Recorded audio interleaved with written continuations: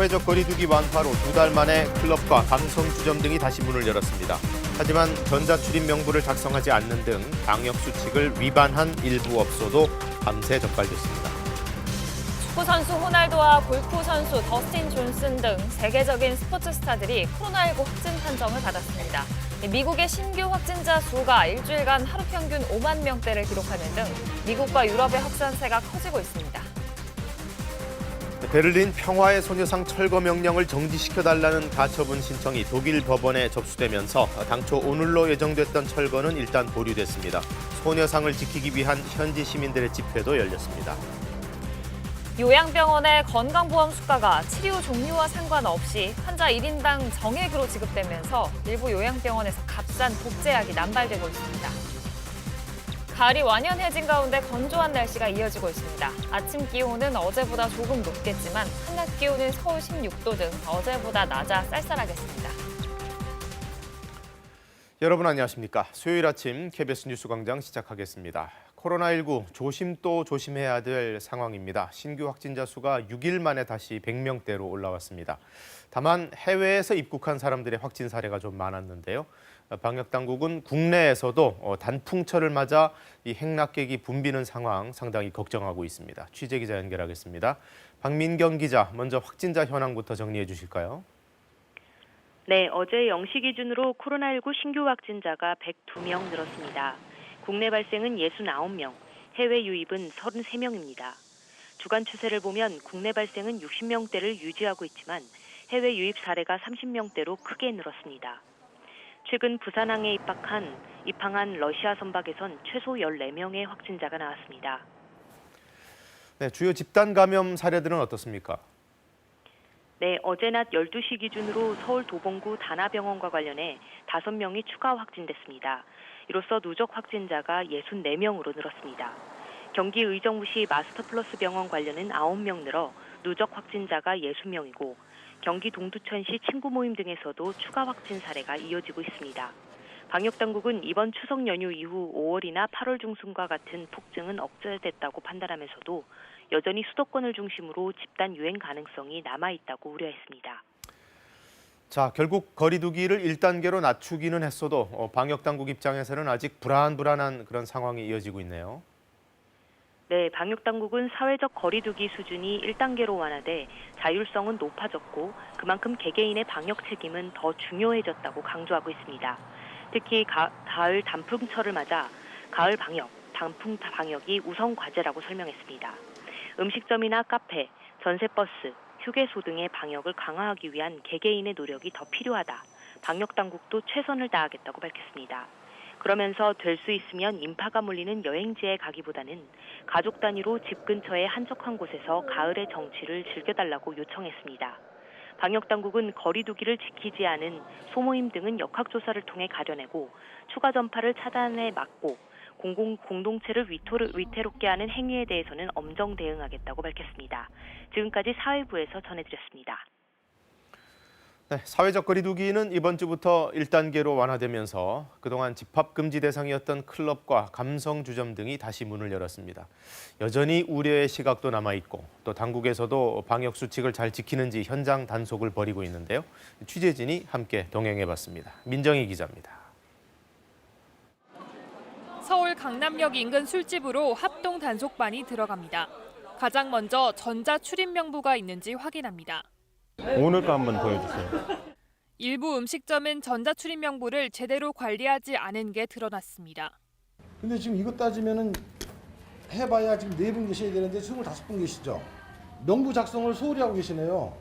기기가 아예 꺼져 있는 음식점도 있었습니다. 이거 이렇게 꺼두시면 안 되죠. 손님 오시는데 이거 계속 켜두셔야 QR을 찍죠. 마스크 착용 여부도 검사 대상입니다. 사업주 종사자 마스크 착용해야 되는데 선생님들 지금 다 착용 안 하셨어요, 맞죠? 적발된 업주들은 2달 만에 문을 열었다며 봐달라고 호소합니다.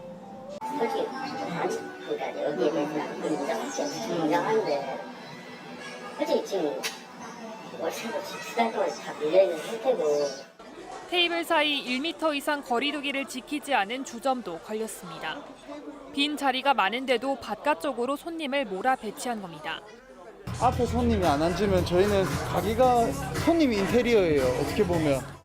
유흥주점 등 유흥시설 5종은 4제곱미터당 1명으로 인원이 제한됐는데 업소들은 제한 인원을 문 앞에 써붙이는 등 대부분 방역수칙을 지키는 모습이었습니다. 대규모 확산지로 지목됐던 클럽도 문을 열었습니다. 클럽이나 감성주점 같은 춤추는 유흥시설은 1시간당 10분 또는 3시간당 30분씩 휴식 시간을 운영해야 합니다. 전광판에 안내가 나오고 바닥에 거리두기 표시가 있지만 춤을 추다가 가까워지는 사람들의 모습도 보였습니다. 적발된 업소들에는 집합 금지 등의 조처가 내려질 예정입니다. 미준수 상은 주로 이제 테이블 간 거리두기가 안 되고 있더라고요. 그러니까 해당 자축에 통보를 해서 바로 행정 조치를 하게끔. 서울시는 오늘 음식점과 유흥주점 등 184곳을 대상으로 한 점검에서 방역수칙을 위반한 5곳을 적발했습니다. KBS 뉴스 민정입니다. 네, 추석에 모였던 대전의 일가족, 단체로 코로나19에 걸린 뒤 본의 아니게 지역사회로도 전파를 시키고 있습니다. 그들이 다녔던 직장과 어린이집뿐만 아니라 교회 행사에서도 전파가 발생했습니다. 이 감염자 중에 목사 부부가 있었는데 충남 아산의 한 수련회에 참석해서 접촉자 4명이 또 옮게 됐습니다. 방역당국은 이 수련회 자체를 고발 대상으로 봤습니다. 박연선 기자입니다. 추석 연휴에 가족 모임을 했다가 집단 감염된 대전의 일가족은 모두 7명입니다. 이 가운데 2살 손자가 다니던 어린이집에선 다른 원아와 가족, 교사 등 15명이 어제까지 사흘 동안 연소에 감염됐습니다. 안타깝게도 그 확진된 원아의 어머니들까지 감염이 되어서 어제 저희가 보훈병원에 그 원아랑 어머니랑 같이 입원을 해서 현재 치료 중에 있습니다. 또 확진된 일가족의 직장 동료와 병원 접촉자도 감염돼 일가족과 관련된 전체 확진자가 20명을 넘었습니다. 특히 일가족 중 30대 목사 부부가 지난 8일부터 2박 3일 동안 충남 아산에서 열린 교회 수련회에 다녀왔는데 여기엔 대전과 세종, 전주 등에서 3개 교회 신도 70여 명이 참석했습니다. 이 중 전주 확진자 1명을 포함해 현재까지 4명이 감염돼 양성 판정을 받았습니다. 방역당국은 해당 수련회가 종교 소모임을 금지한 행정조치를 위반한 것으로 보고 있습니다. 우리 시는 그 행사를 주관한 인솔자나 주재자들에 대해서 고발을 포함해서 우리 시가 할 수 있는 모든 조치를 취하겠습니다. 대전시와 아산시는 참석 명단과 CCTV를 확보해 마스크 착용 등 방역수칙 준수 여부를 조사할 계획입니다. 앞서 추석 연휴 함께 벌초를 한 뒤 확진된 일가족과 관련해 큰딸이 운영하는 공부방에 다닌 10대 고등학생 1명이 어제 오후 추가 확진되는 등 가족 감염발 확산이 끊이지 않고 있습니다. KBS 뉴스 박연선입니다. 네, 유럽도 상황이 심상치 않습니다. 영국의 하루 사망자가 다시 100명을 넘겼고요.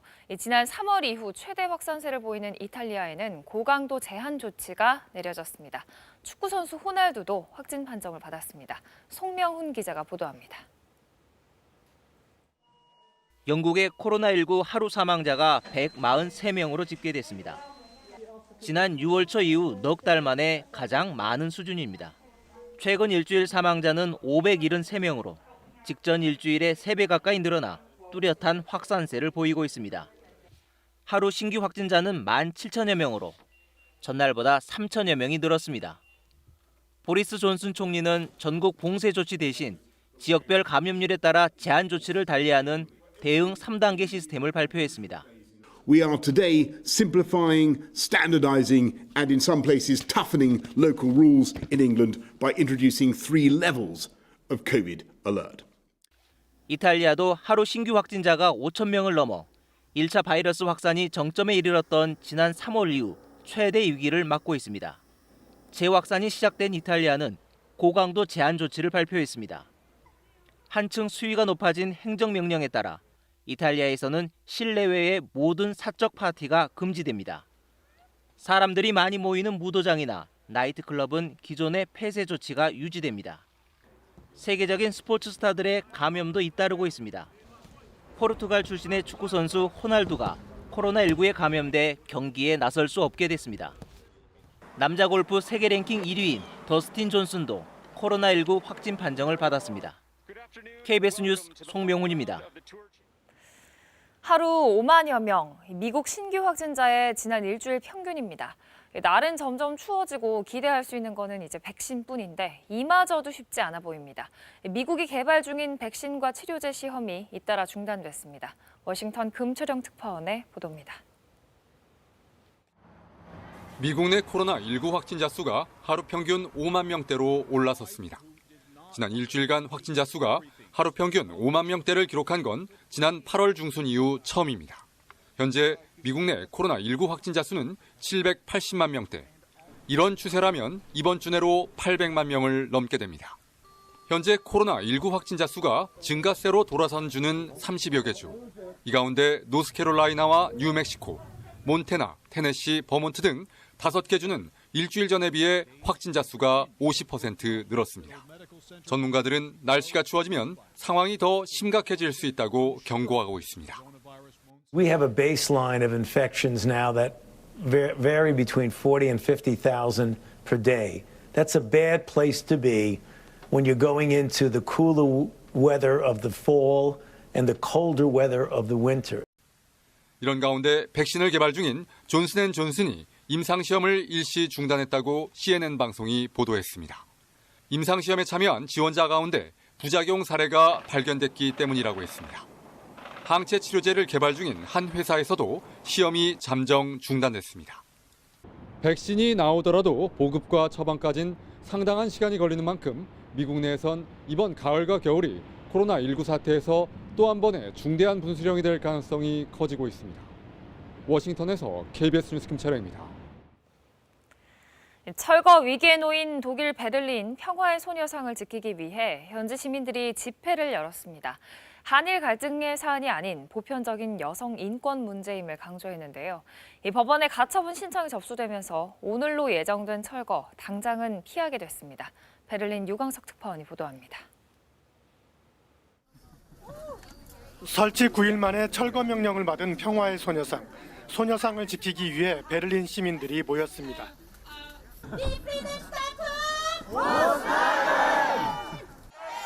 시민 300여 명은 당초 허가를 내줬다 취소한 미태구청을 향해 행진했습니다. Es muss überall daran gedacht werden und erinnert werden, dass nicht in Vergessenheit gerät und nicht wieder passiert. 구청 앞에서도 집회를 열고 베를린은 용감해져야 한다고 외쳤습니다. 미태구청장이 직접 나와 항의 서한을 받았습니다. Diese Pause, die es jetzt durch die Beratung im Gericht gibt, dafür nutzen, noch einmal sehr gründlich zu überlegen, welche Argumente dafür und welche Argumente dagegen sprechen und ob wir alles richtig abgewogen haben. 소녀상 건립을 주도한 시민단체는 기자회견도 열고 독일 언론들을 향해 소녀상의 의미와 철거 명령의 부당성을 알렸습니다. Die Statue ist ein Symbol der Hoffnung für die Überlebenden des Trostfrauensystems, aber eben auch für Frauen und Mädchen, die weltweit auch heute noch von sexualisierter Kriegsgewalt betroffen sind. 소녀상을 한일 간 갈등 사안으로 부각하려는 일본 정부의 전략에 맞서 시민단체는 소녀상이 국제적이고 보편적인 여성 인권 문제임을 강조했습니다. 베를린시에서 공동정부를 구성하고 있는 사민당과 녹색당 지구당도 소녀상 철거 명령을 취소하라는 성명을 냈습니다. 베를린 행정법원에 가처분 신청이 접수되면서 당장 오늘 소녀상이 철거되지는 않게 됐습니다. 시민단체는 오늘부터 소녀상 앞에서 1인 시위를 이어갑니다. 베를린에서 KBS 뉴스 유광석입니다. 네, 요즘 정치권에서 라임 옵티머스 사태가 최대 쟁점이 되고 있습니다. 국감장에서 난타전이 벌어졌는데요. 야당은 이들 사건이 권력형 비리다.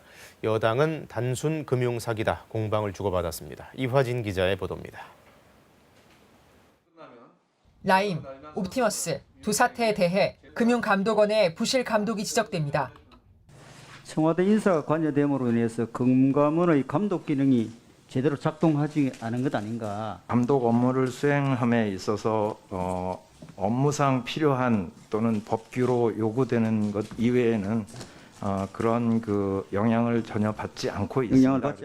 옵티머스 고문으로 활동한 양호 전 나라은행장이 이현재 전 경제부총리를 만난 정황이 담긴 녹취도 공개됐습니다. 이현재 장관실에 전화해서 내가 다음 주에 장관이 계시면 가능 오후 시간에 찾아뵙고 싶다고 좀 약속 좀 잡아주자. 금감원에 로비를 했고 금감원도 VIP 대접까지 이 원장님도 들으셨죠? 의심이 되는 부분이 있지만 여기 나와 있는 것 가지고 단정적으로 얘기하기는 어렵고요. 옵티머스 관련 의혹의 핵심 중 하나인 펀드 하자 치유 문건에 대해 윤석헌 금감원장은 사실이 아닐 가능성을 언급했습니다. 그러니까 어떻게 느끼셨습니까? 이걸 약간 좀 조작되어 있는 문건이다. 그런 느낌을 받았습니다. 국민의힘은 권력형 비리로 규정하는 반면 민주당은 단순 금융사기로 보고 있는 가운데 여야는 오는 23일 종합감사 때 옵티머스 사건 연루 의혹을 받는 이모 전 청와대 행정관을 증인으로 부르기로 합의했습니다. KBS 뉴스 이화진입니다. 고령 인구가 많아지면서 호황을 맞고 있는 분야 바로 요양산업입니다. 그중에서도 요양병원들 수익이 상당한데 의약품 리베이트라든가 그로 인한 약물 남용 가능성도 이제 들여다볼 때가 된 것 같습니다. 홍예림 기자가 문제점을 취재했습니다.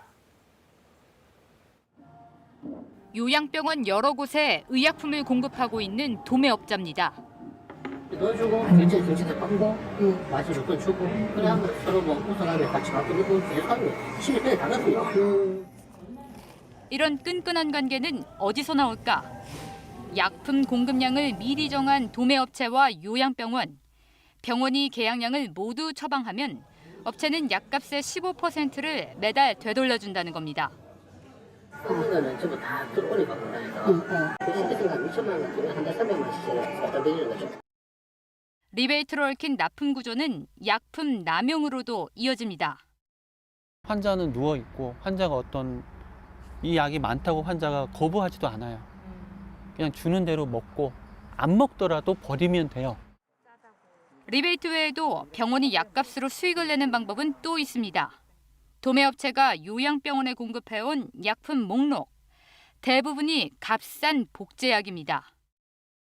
오리지널 같은 거 제가 사가도 2~3%가 비싼 거예요. 어떤 거는 104원이고 어떤 거 92원 다 차이 나거든요. 그럼 병원에서 어떻게 해줬습니까? 92원짜리 좋겠죠? 싼 거. 취재진은 지난 1년 6개월간 요양병원에 공급된 19개 항정신병제 약품을 전수조사했습니다. 전국 요양병원에서 한 달에 200만 개 이상 처방되는 항정신병제 쿠에티아핀. 가장 비싼 오리지널 약의 경우 공급량은 0.6%. 5개 복제약들이 전체 공급량의 85%를 차지했습니다. 카피약을 파는 도매상이거든요. 약이란 단가가 우리가 생각했던 것만큼 비싸지가 않아요. 약을 그만큼 써주면은 리베이트를 줘더라도 주고 또 남는 거죠. 요양병원의 건강보험 수가는 돌봄의 질이나 치료 종류와 상관없이 정액 수가제, 즉 하루 환자 1인당 정가로 지급됩니다. 복제약 처방 자체를 문제라고 할 수는 없지만 정액 수가제에서 이윤이 더 많이 남는 값싼 복제약이 남발될 여지는 충분합니다. 약에 관련된 리베이트 수익을 무시를 못하거든요. 그래서 이런 점은 특정 약을 더 쓰고 덜 쓰고야 있을 수 있지만 이게 결국 국민들이 직접적인 피해를 입게 되거든요. 약물 오남용으로 인한 부분. 지난해 11월부터 올해 4월까지 전국 요양병원에 공급된 항정신병제는 한 달 평균 374만 개. 실제 처방량과는 다달이 87만 개나 차이가 나는데도 당국은 관리에 손을 놓고 있습니다. 하루 권장되는 약물에 대한 용량이 따로 나와 있어요. 그러니까 아슬아슬하게 비껴가는 거예요. 제일 문제되는 게 이렇게 약물을 써서 환자분들이 약간 컨퓨전이라고 해서 혼돈이 오는 경우도 있어요. 보건복지부는 매년 요양병원에 대한 적정성 등급을 매기고 있지만 평가 대상에 약물 처방 항목은 없습니다. KBS 뉴스 홍혜림입니다. 교육부가 서울 6개 대학의 학생부 종합 전형에 대한 감사를 열고 불공정 사례를 여럿 적발했습니다. 자기소개서에 부모 직업을 쓰면 안 되지만 쓰고도 붙은 일, 또 교수가 자기 자녀 입학 심사를 한 사례 등이 포함됐습니다. 홍석우 기자가 보도합니다. 2019학년도 수시 전형이 제출된 성균관대 지원 학생의 자기소개서입니다. 부모 등의 직업을 쓰면 안 되는데 82명이 기재했습니다. 이 가운데 37명은 문제 없음으로 처리됐습니다. 부모 직업을 교사라고 썼는데 각각 불합격과 문제없음으로 다른 결과가 나오기도 했습니다. 건국대는 2018학년도 수시 전형에서 지원자 98명의 교사 추천서가 남의 것을 베껴 쓴 것 같다는 통보를 받고도 이를 무시했습니다. 경희대는 2016, 2017 학년도 합격자 가운데 12명의 교사 추천서가 표절 같다는 사후 적발 결과를 무시하다가 주의를 받았습니다. 서울대는 2019학년도 지역 균형 선발에서 특정 학과의 지원자 17명 전원에게 학업 능력 미달을 이유로 과락인 C를 줬습니다. 지원자의 30%만 과락을 줘야 한다는 내부 규정을 어겼습니다. 고려대와 서강대는 2019년도 전형에서 교수 10명이 자녀나 친인척의 전형에 참여했습니다. 그러나 서강대는 해당 자녀가 시험을 안 받고 고려대는 미리 회피 신청을 했다는 이유로 가벼운 징계만 받았습니다. 이번 교육부 감사 대상은 서울대 등 6곳인데 이 같은 불공정 사례가 적발돼 중징계 7명을 포함해 108명이 신분상 조치를 받았습니다. 부당한 탈락자가 발생한 대학은 해당 학생에 대한 구제 방안을 마련하도록 요구합니다. 유사한 지적 사항이 반복될 경우 교육부는 무관용의 원칙으로 엄중하게 조치할 것입니다. 이에 따라 교육부는 올해 학생부 종합전형부터 지원자의 고교 정보는 가리기로 했고 자기소개서와 교사 추천서도 폐지하기로 했습니다. 한편 자사고와 외고, 과학고 등을 우대한다는 고교 등급제 의혹에 대해선 추가 조사가 진행됐지만 명확한 증거를 찾아내지 못했다고 교육부는 설명했습니다. KBS 뉴스 홍석우입니다. 미국에서는 미시간 주지사에 이어 극우 성향 단체들이 버지니아 주지사도 납치할 계획을 세웠다는 얘기가 나왔습니다. 두 주지사 모두 민주당 소속으로 강력한 코로나 제한 조치를 시행해 반발을 샀는데요. 워싱턴 서지영 특파원입니다. 미 극우 단체들의 납치 대상은 미시간 주지사에 그치지 않았습니다. 두 번째 목표는 버지니아 주지사였습니다. 미시간 주지사 납치 음모를 꾸민 혐의로 기소된 남성들에 대한 법원 심리에서 미 연방수사국 FBI 요원 리처드 트레스크가 공개한 내용입니다. 지난 6월 6일 기소된 남성들 가운데 일부가 극우 단체들의 회의에 참석했는데 이 자리에서 미시간 버지니아 주지사 납치 문제가 논의됐다고 트레스크는 밝혔습니다. 두 주지사 모두 민주당 소속입니다. 코로나19가 확산된 지난 4월 이후 봉쇄령을 내려 우익단체 등의 강한 반발을 샀습니다. 트럼프 대통령은 그런 미시간, 버지니아주 등을 겨냥해 해방하라는 시위를 부추기는 글을 트윗에 올리기도 했습니다. 최근 코로나19 확진 판정을 받고 격리 뒤 복귀한 랄프 노던 버지니아 주지사는 FBI의 조사가 진행 중이라며 말을 아꼈습니다. I do want to emphasize that the First Lady and I are safe thanks to the measures taken by the Executive Protection Unit, which is staffed by an extensively trained team of Virginia State Police personnel and the Virginia Division of Capitol Police. 놀덤 주지사의 대변인은 트럼프 대통령을 직접 겨냥하며 주지사의 심경을 대신 전했습니다. 트럼프는 자신에게 반대하는 이들에 대한 폭력을 조장한다며 그만 멈춰달라고 호소했습니다. 워싱턴에서 KBS 뉴스 서지영입니다. 인도에 불법으로 정차된 차들 흔히 볼 수 있지만 이게 나를 향해서 움직인다고는 상상할 수 있을까요? 부산의 주택가에서 인도에 정차돼 있던 1톤 화물차가 지나가던 모녀를 덮쳐 어머니가 숨지고 딸이 크게 다쳤습니다. 최위지 기자가 취재했습니다. 부산의 한 주택가 도로. 1톤 화물차가 보행자가 다니는 인도에 정차돼 있습니다. 화물차 운전자는 인도 옆 가게로 짐칸에 실린 물건을 옮깁니다. 그 순간 도로를 달리던 다른 트럭이 화물차를 들이받습니다. 충격으로 화물차가 앞으로 튕겨나가고 걸어오던 모녀를 그대로 덮칩니다. 일하고 있는데 밖에서 막 아줌마가 소리 나는 소리 듣고 쾅 소리 나서 밖에 나가보니까 119하고 가지고 출동한 119 구조대가 모녀를 급히 병원으로 옮겼지만 70대 어머니는 치료를 받던 중 숨졌습니다. 당시 화물차는 물건을 내리기 위해 이곳 인도에 세워져 있었는데 짐칸 덮개가 도로 쪽으로 열려 있었습니다. 경찰은 트럭 운전자가 도로로 튀어나온 짐칸 덮개를 미처 발견하지 못하고 충돌한 것으로 추정하고 있습니다. 인도의 차량을 주정차하면 보행에 불편을 줄 뿐 아니라 사고 위험도 높습니다. 과태료 4만 원 부과에 그칠 뿐 단속에도 한계가 있습니다. 보행자는 도로로 걸어갈 때 불법 주차한 차량을 볼 수 있지만 차가 갑자기 움직인다는 것은 예측을 못하는 부분이 많습니다. 만약에 사고가 나게 되면 사람 목숨하고 바로 이어질 수 있는. 경찰은 충돌 사고를 낸 트럭 운전자뿐 아니라 인도에 화물차를 정차한 운전자의 법률 위반 여부도 조사하고 있습니다. KBS 뉴스 최유지입니다. 오늘 아침 중부지방은 어제보다 추위가 덜하지만 남부지방은 어제보다 기온이 떨어진 곳이 많습니다. 오늘 아침 서울이 11.4도로 출발했는데요. 대구는 7.9도로 어제 아침보다 5도가량 기온이 낮습니다. 한낮에는 서울이 16도에 머물면서 종일 쌀쌀하겠고요. 대구는 21도로 일교차가 크게 벌어지겠습니다. 내일 아침에는 다시 날이 더 추워지겠습니다. 대부분 지역의 아침 기온이 10도 아래로 떨어지겠고요. 일부 산간 지역에서는 영하로 기온이 내려가는 곳도 있겠습니다. 당분간 아침 기온이 10도 안팎에 머물겠고 낮 기온은 20도를 밑돌면서 쌀쌀한 날씨는 계속되겠습니다. 지금 중부지방에는 구름이 조금 끼어 있고요. 경북 북동 산지로는 안개가 짙게 끼어 있습니다. 차츰 하늘은 맑아지겠고 전국에 선선한 가을바람이 불겠지만 서해안 지역에는 오늘도 바람이 매우 거세게 불겠습니다.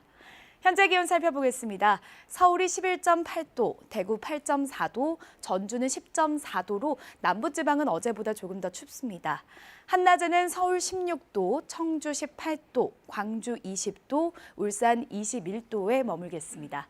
바다의 물결은 동해상과 제주해상에서 물결이 높게 일겠고요. 오늘 동해안에서는 너울성 파도를 주의하셔야겠고 남해안 저지대에서는 천문조에 의해서 바닷물의 높이가 높아지겠습니다.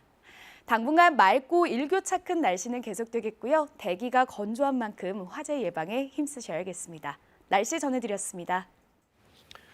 사회적 거리 두기가 1단계로 내려감에 따라 클럽 등의 영업이 다시 재개됐는데 물론 방역 수칙을 준수한다는 조건 하에 문을 열게 해준 겁니다.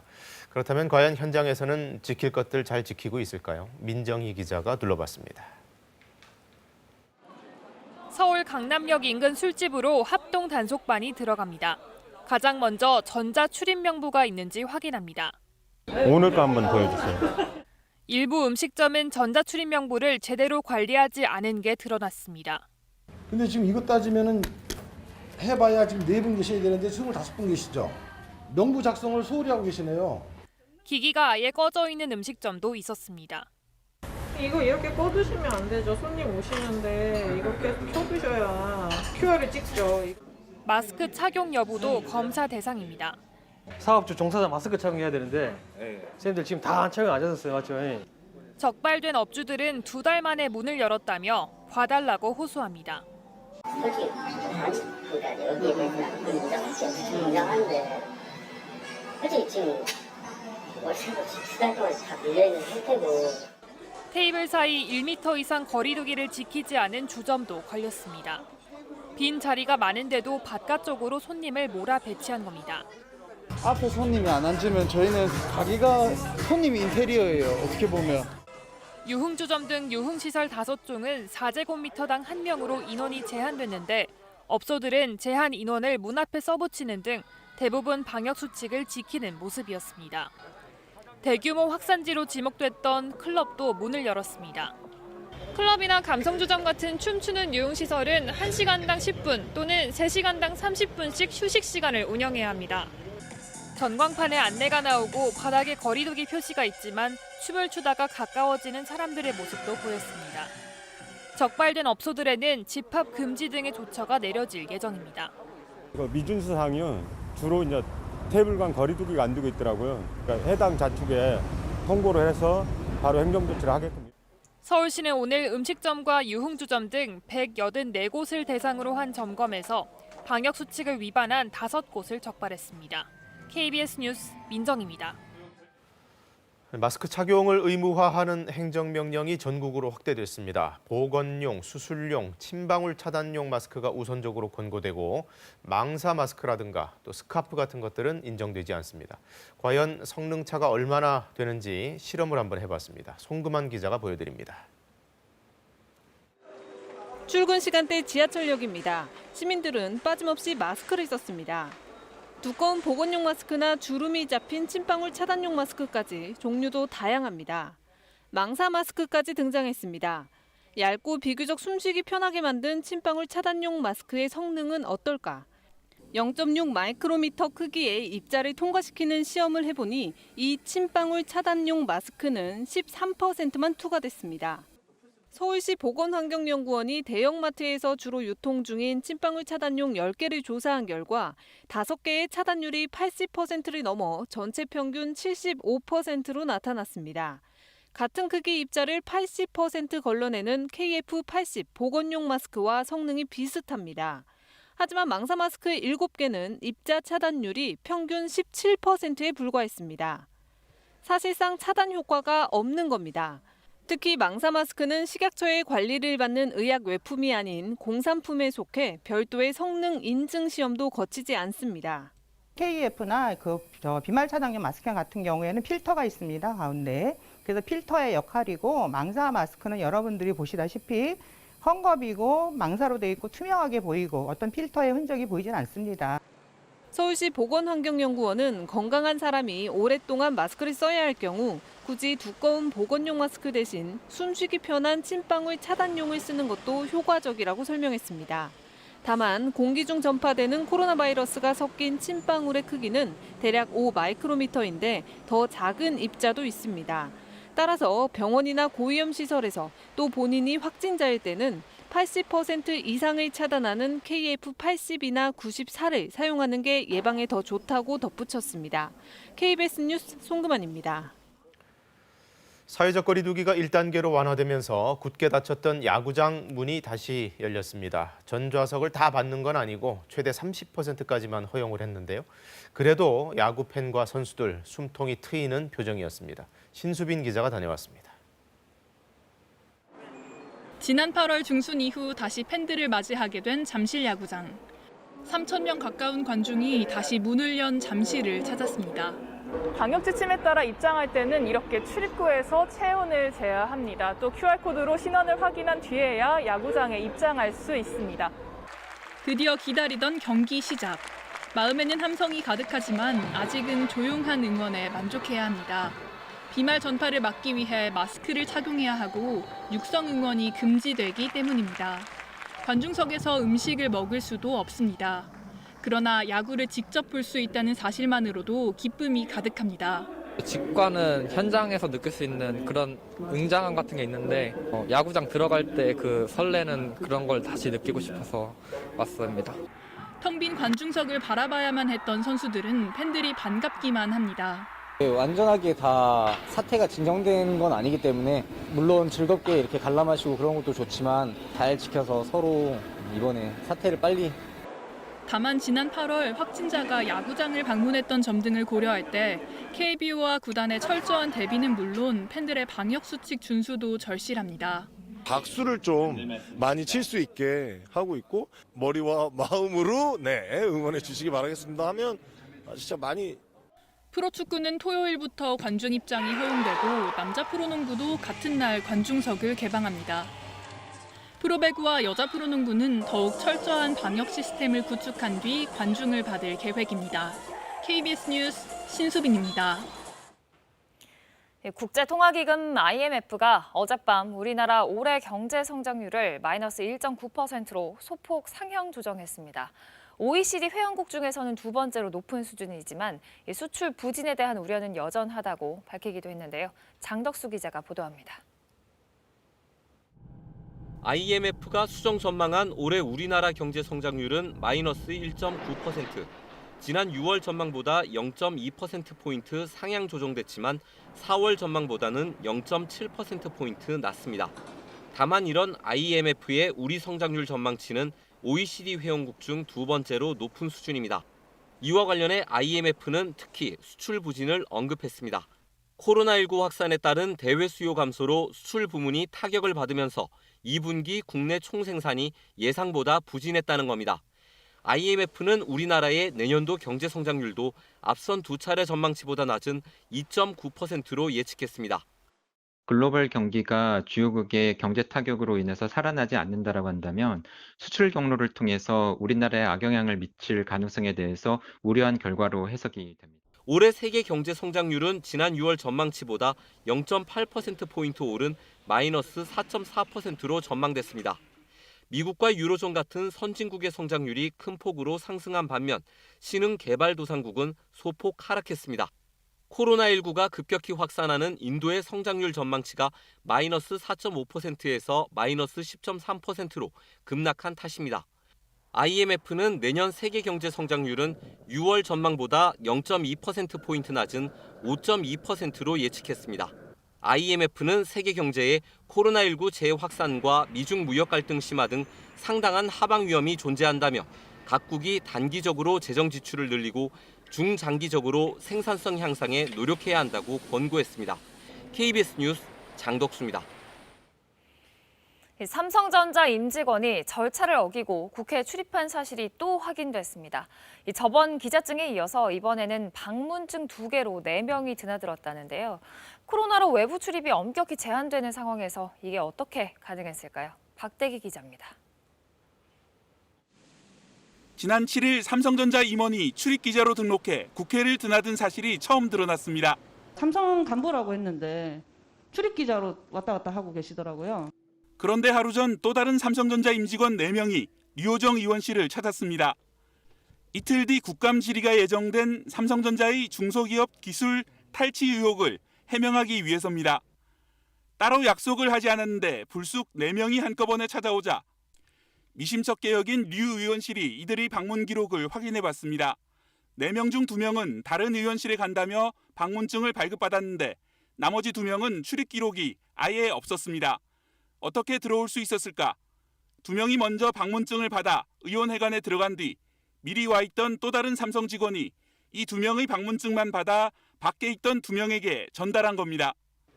국회 방문증의 타인 양도는 금지돼 있고 특히 이때는 코로나19로 외부인의 출입을 엄격히 제한하던 상황.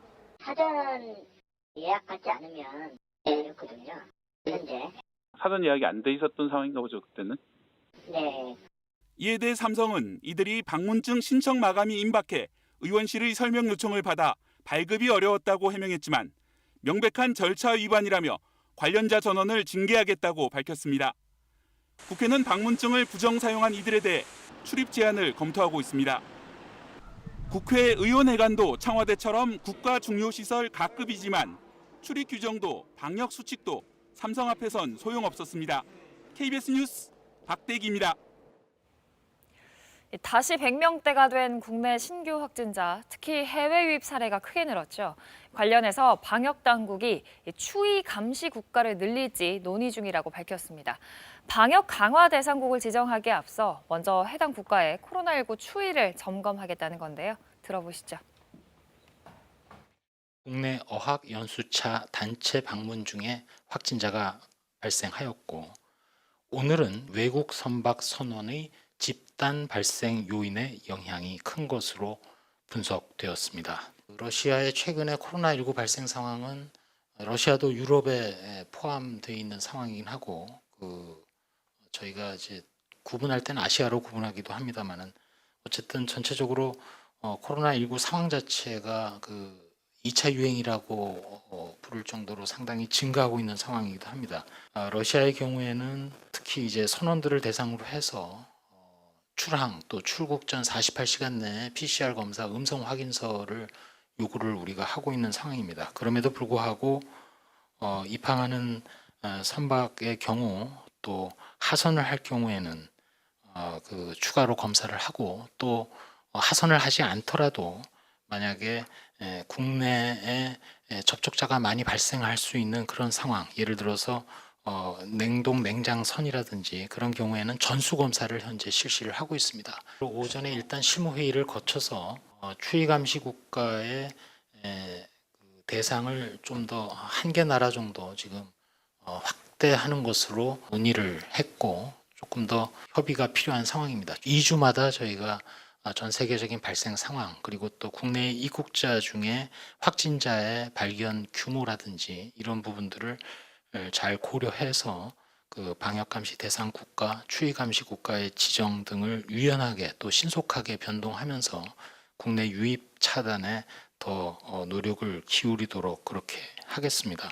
일단 국내 그리고 해외에서 유입되는 규모를 좀 구분해서 볼 필요가 있다는 말씀을 드리고, 추석 연휴와 관련해서는 우리 일선의 역학조사 팀장이나 역학조사관들의 판단도 그렇고 전체 국민 여러분들의 적극적인 참여와 실천으로 과거와 같은 폭증은 억제된 것으로 일단 보고 있고, 역학조사 등을 통해서 문제점을 조기에 파악해서 반드시 개선되도록 노력을 하는데 최선을 다하도록 그렇게 하겠습니다.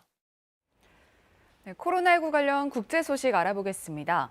세계에서 가장 작은 군대이자 500년 넘게 교황청을 지켜온 스위스 근위대에서 코로나19 확진자가 나와 바티칸에 비상이 걸렸습니다.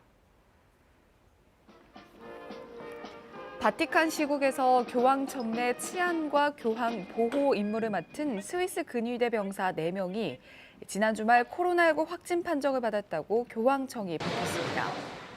확진 근위병들은 즉시 자가격리됐으며 교황청은 이들의 동선 확인과 밀접 접촉자 파악을 위해 역학조사를 진행 중입니다.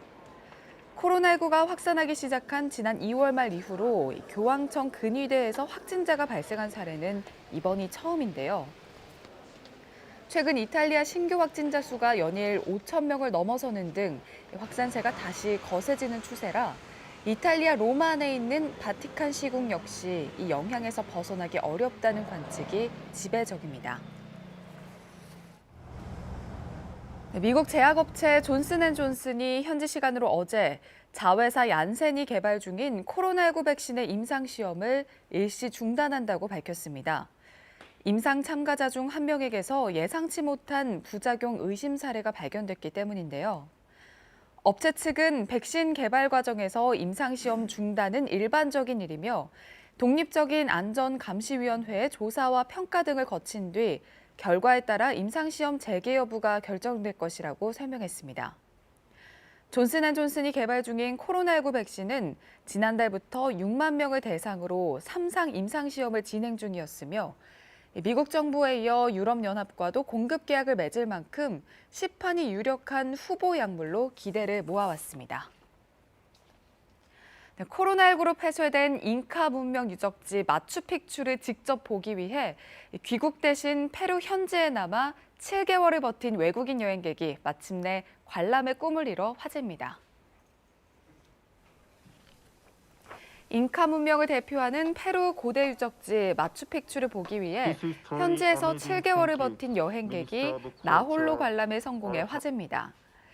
일본 국적 여행객 제시 다카야마 씨는 지난 3월 중순 마추픽추의 관문 마을인 아구아스 칼리엔테스에 도착했는데요.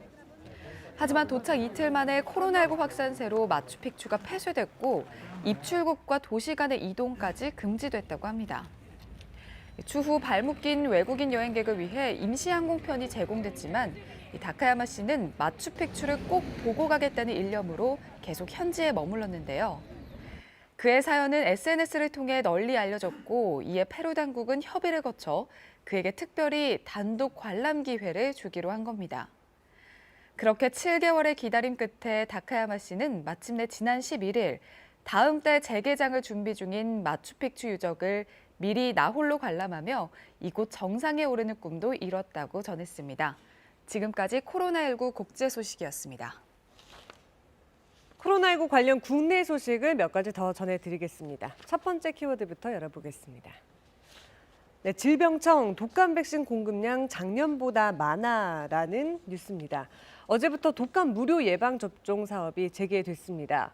일각에서 제기한 독감 백신 재고가 부족하다는 우려에 대해서 보건당국이 입장을 내놨습니다. 지난해보다 백신 공급량 자체가 많고 또 이번 주까지 정부 조달 물량도 모두 공급될 것이라고 말했습니다. 질병관리청은 어제 올해 독감 백신 공급량은 앞서 수거, 회수량을 고려하더라도 지난해보다 467만 도스가량 증가한 상황이라며 이같이 밝혔습니다. 또 여유 보유분으로 확보한 34만 도스를 민간 의료기관에 공급해 부족분을 충당하도록 하고 있다고 설명했는데요. 1도스는 한 사람이 접종할 수 있는 물량을 의미합니다. 질병청은 앞으로 각 의료기관의 백신 접종률과 공급 현황에 대해 지속해서 감시하며 보완해 나가겠다고 밝혔습니다. 네, 두 번째 키워드 열어보겠습니다. 네, 빈 필하모닉 4달 내한 공연 취소됐다는 소식입니다. 세계 최정상급 교향악단이죠. 빈 필하모닉 오케스트라의 다음 달 내한 공연이 코로나19의 영향으로 취소됐습니다.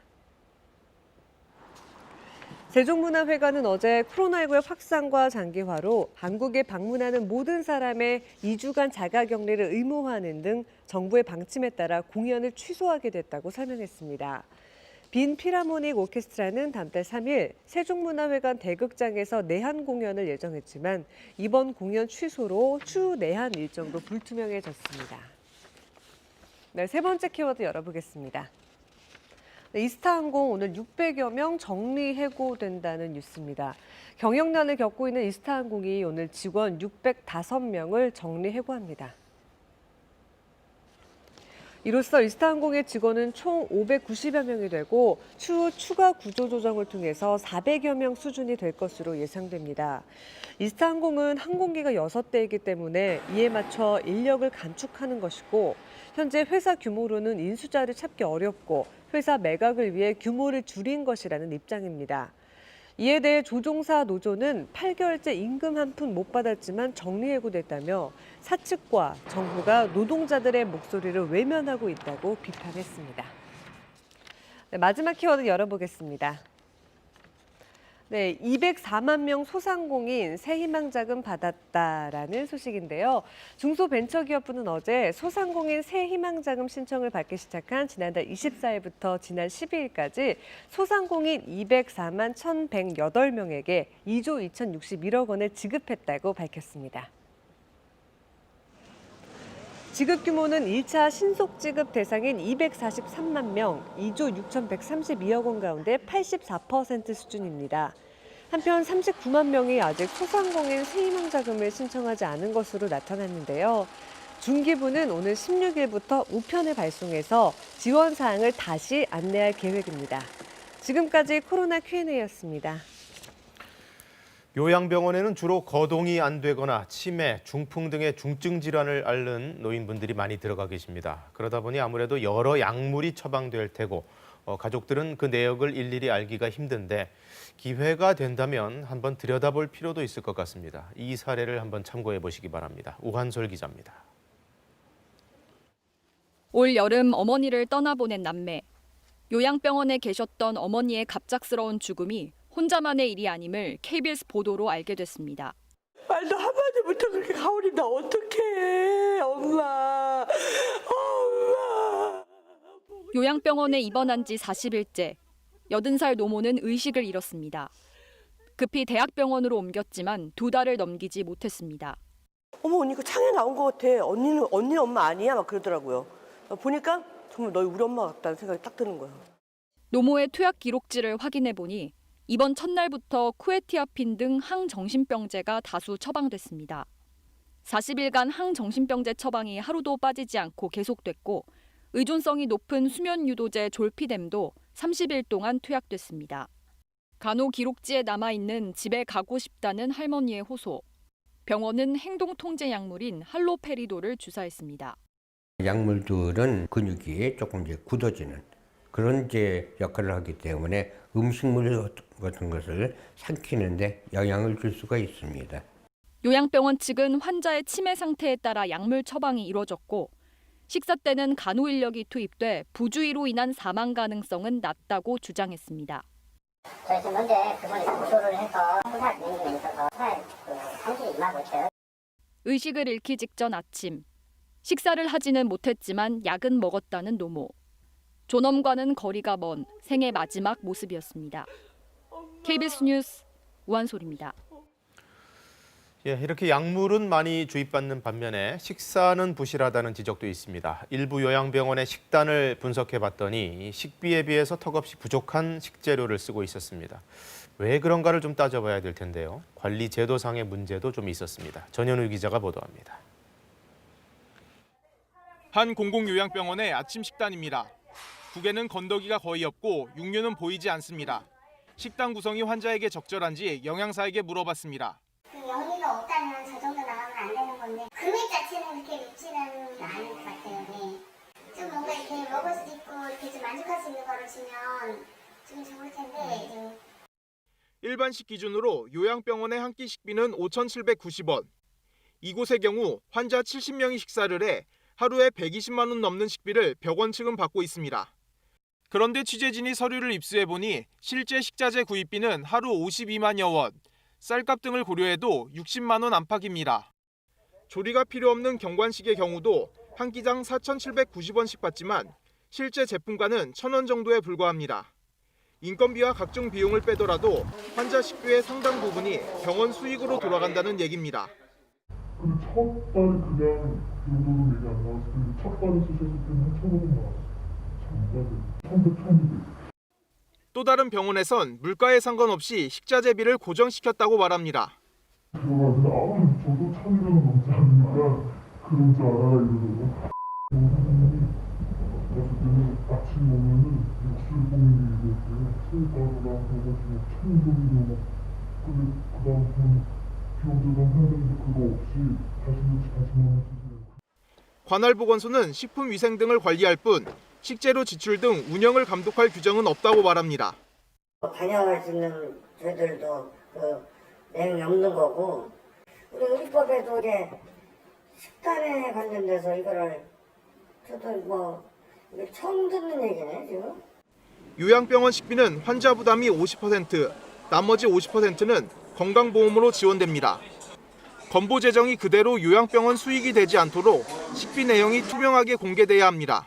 식단을 찍어서 보호자들한테 한 번씩 좀 보여준다거나 평가 인증 내용에 식단이나 그다음에 실제 식사에 드는 비용 등을 정확하게 평가를 하는 방법도 있을 것 같고요.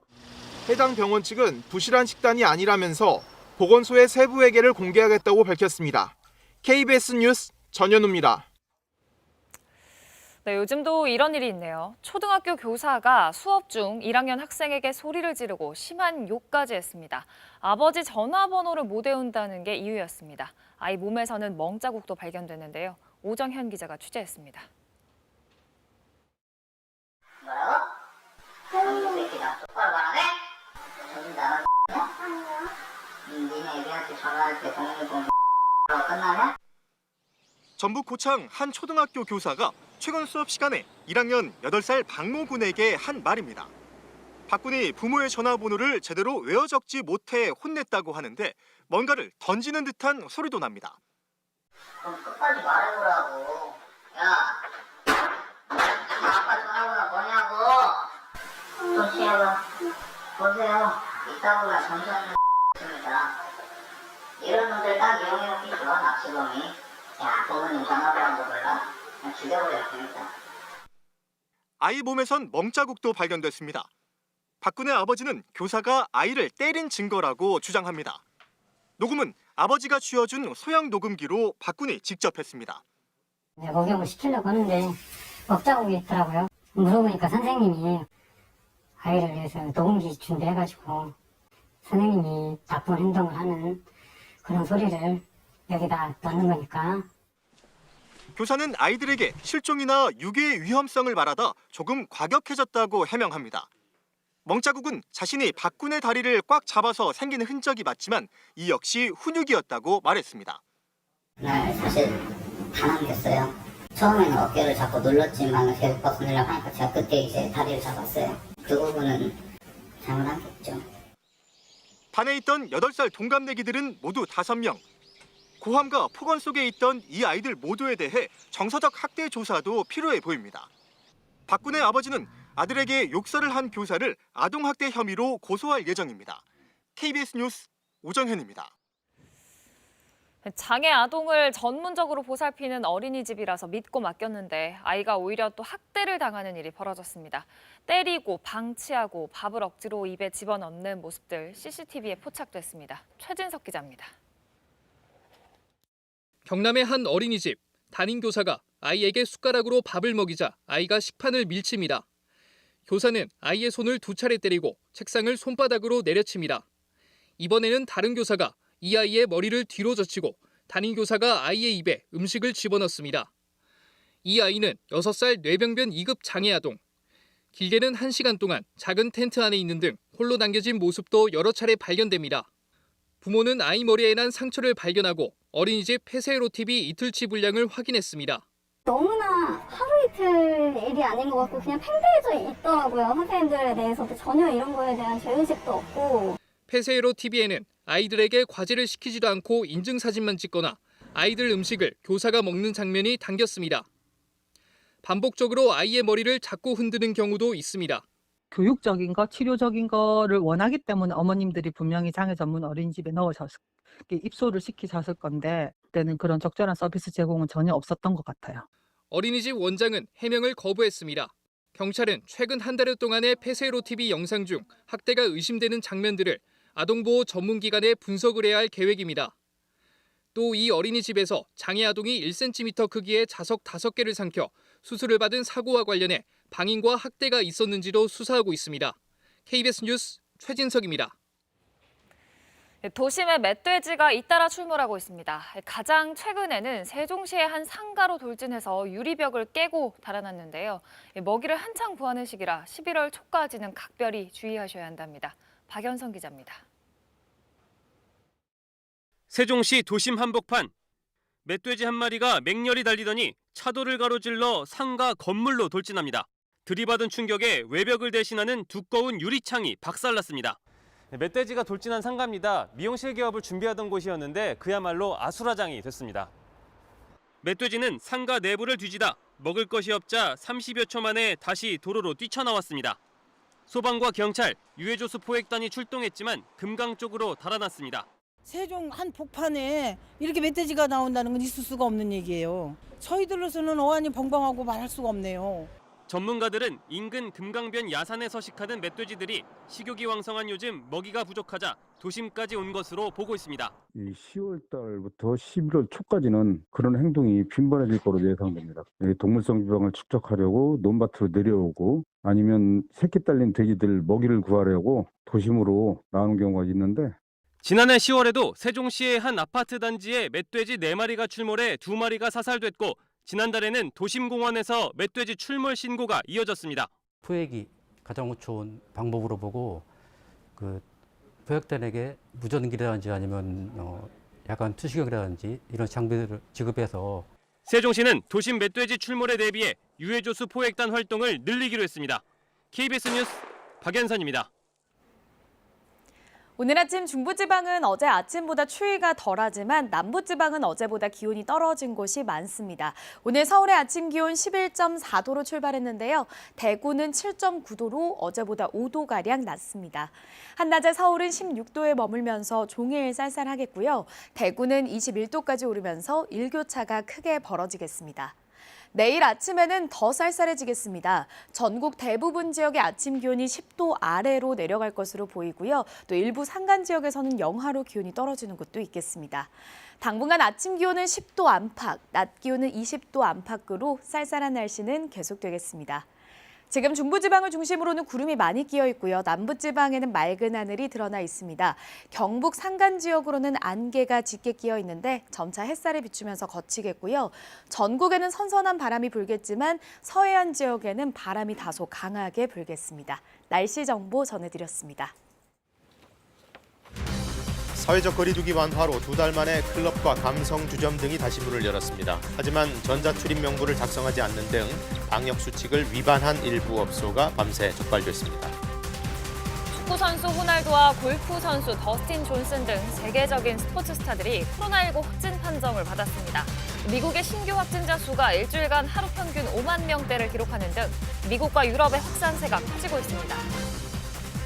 베를린 평화의 소녀상 철거 명령을 정지시켜달라는 가처분 신청이 독일 법원에 접수되면서 당초 오늘로 예정됐던 철거는 일단 보류됐습니다. 소녀상을 지키기 위한 현지 시민들의 집회도 열렸습니다. 요양병원의 건강보험 수가가 치료 종류와 상관없이 환자 1인당 정액으로 지급되면서 일부 요양병원에서 값싼 복제약이 난발되고 있습니다. 네, 어렵게 다시 문을 열었습니다. 사회적 거리두기가 완화되면서 영업을 재개한 클럽과 유흥시설들.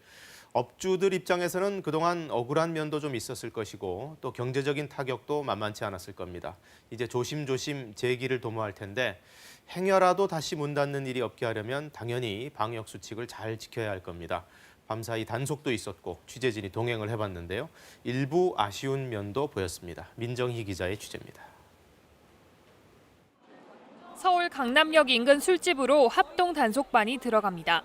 가장 먼저 전자 출입 명부가 있는지 확인합니다. 오늘 거 한번 보여주세요. 일부 음식점은 전자 출입 명부를 제대로 관리하지 않은 게 드러났습니다.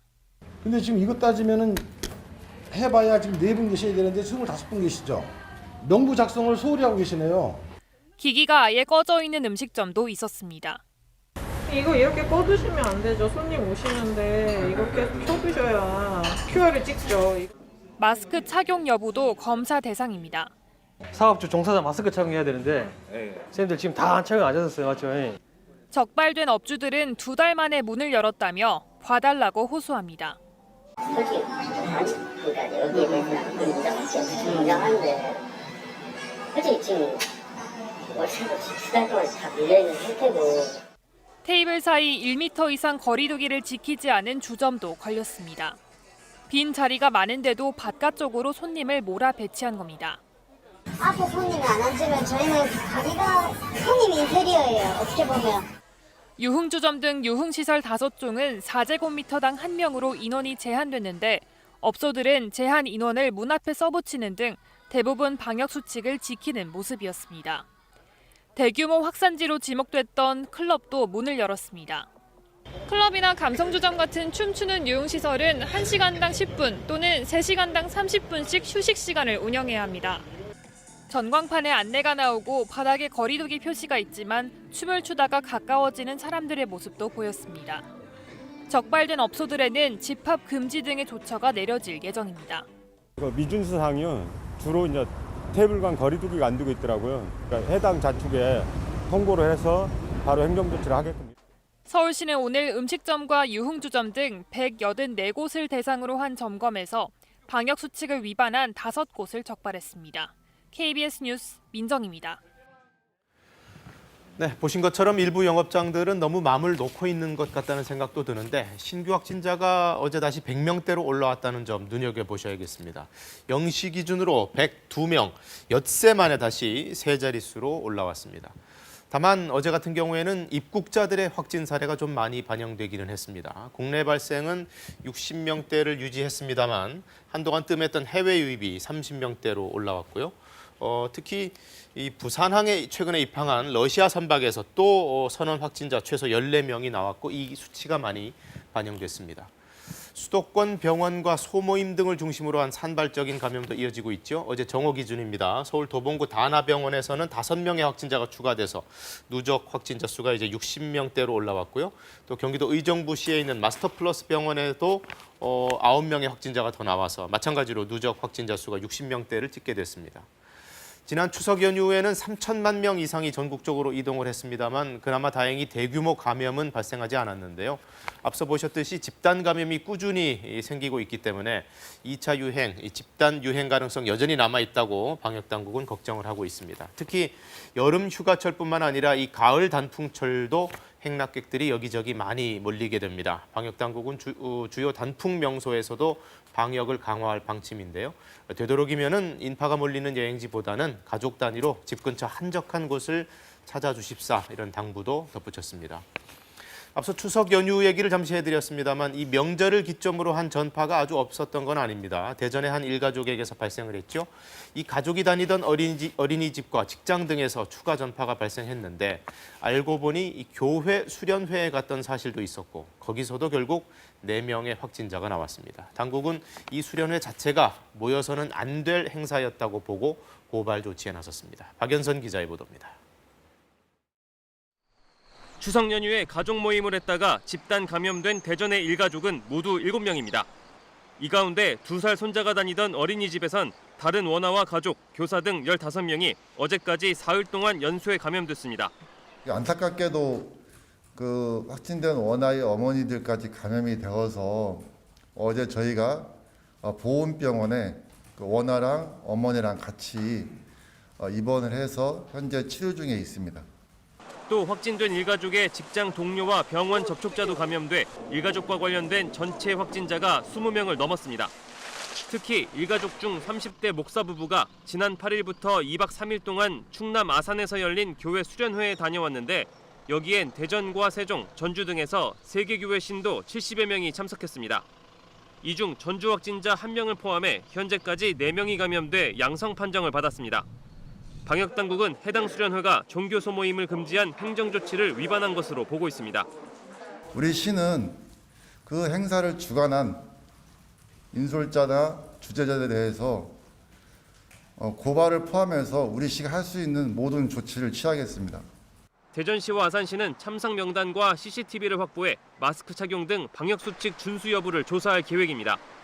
앞서 추석 연휴 함께 벌초를 한 뒤 확진된 일가족과 관련해 큰딸이 운영하는 공부방에 다닌 10대 고등학생 1명이 어제 오후 추가 확진되는 등 가족 감염발 확산이 끊이지 않고 있습니다. KBS 뉴스 박연선입니다. 유럽은 지금 재확산세가 뚜렷합니다. 영국의 하루 사망자가 다시 100명을 넘어섰고요. 축구의 호날두, 골프의 더스틴 존슨 등 스포츠 스타들도 잇따라 확진 판정을 받았습니다. 송명훈 기자입니다. 영국의 코로나19 하루 사망자가 143명으로 집계됐습니다. 지난 6월 초 이후 넉 달 만에 가장 많은 수준입니다. 최근 일주일 사망자는 573명으로 직전 일주일에 3배 가까이 늘어나 뚜렷한 확산세를 보이고 있습니다. 하루 신규 확진자는 17,000여 명으로 전날보다 3,000여 명이 늘었습니다. 보리스 존슨 총리는 전국 봉쇄 조치 대신 지역별 감염률에 따라 제한 조치를 달리하는 대응 3단계 시스템을 발표했습니다. We are today simplifying, standardizing, and in some places toughening local rules in England by introducing 3 levels of COVID alert. 이탈리아도 하루 신규 확진자가 5,000명을 넘어 1차 바이러스 확산이 정점에 이르렀던 지난 3월 이후 최대 위기를 맞고 있습니다. 재확산이 시작된 이탈리아는 고강도 제한 조치를 발표했습니다. 한층 수위가 높아진 행정명령에 따라 이탈리아에서는 실내외의 모든 사적 파티가 금지됩니다. 사람들이 많이 모이는 무도장이나 나이트클럽은 기존의 폐쇄 조치가 유지됩니다. 세계적인 스포츠 스타들의 감염도 잇따르고 있습니다. 포르투갈 출신의 축구 선수 호날두가 코로나19에 감염돼 경기에 나설 수 없게 됐습니다. 남자 골프 세계 랭킹 1위인 더스틴 존슨도 코로나19 확진 판정을 받았습니다. KBS 뉴스 송명훈입니다. 미국도 상황은 크게 다르지 않습니다. 지난 일주일 신규 확진자만 하루 평균 5만 명이 넘게 나왔는데요.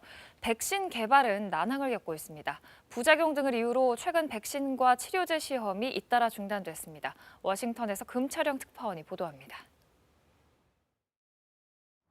미국 내 코로나19 확진자 수가 하루 평균 5만 명대로 올라섰습니다. 지난 일주일간 확진자 수가 하루 평균 5만 명대를 기록한 건 지난 8월 중순 이후 처음입니다. 현재 미국 내 코로나19 확진자 수는 780만 명대. 이런 추세라면 이번 주 내로 800만 명을 넘게 됩니다. 현재 코로나19 확진자 수가 증가세로 돌아선 주는 30여 개 주. 이 가운데 노스캐롤라이나와 뉴멕시코, 몬태나, 테네시, 버몬트 등 5개 주는 일주일 전에 비해 확진자 수가 50% 늘었습니다. 전문가들은 날씨가 추워지면 상황이 더 심각해질 수 있다고 경고하고 있습니다. We have a baseline of infections now that vary between 40 and 50,000 per day. That's a bad place to be when you're going into the cooler weather of the fall and the colder weather of the winter. 이런 가운데 백신을 개발 중인 존슨앤존슨이 임상시험을 일시 중단했다고 CNN 방송이 보도했습니다. 임상시험에 참여한 지원자 가운데 부작용 사례가 발견됐기 때문이라고 했습니다. 항체 치료제를 개발 중인 한 회사에서도 시험이 잠정 중단됐습니다. 백신이 나오더라도 보급과 처방까지는 상당한 시간이 걸리는 만큼 미국 내에선 이번 가을과 겨울이 코로나19 사태에서 또 한 번의 중대한 분수령이 될 가능성이 커지고 있습니다. 워싱턴에서 KBS 뉴스 김철영입니다. 철거 위기에 놓인 독일 베를린 평화의 소녀상을 지키기 위해 현지 시민들이 집회를 열었습니다. 한일 갈등의 사안이 아닌 보편적인 여성 인권 문제임을 강조했는데요. 법원에 가처분 신청이 접수되면서 오늘로 예정된 철거 당장은 피하게 됐습니다. 베를린 유광석 특파원입니다. 설치 9일 만에 철거 명령을 받은 평화의 소녀상. 소녀상을 지키기 위해 베를린 시민들이 모였습니다.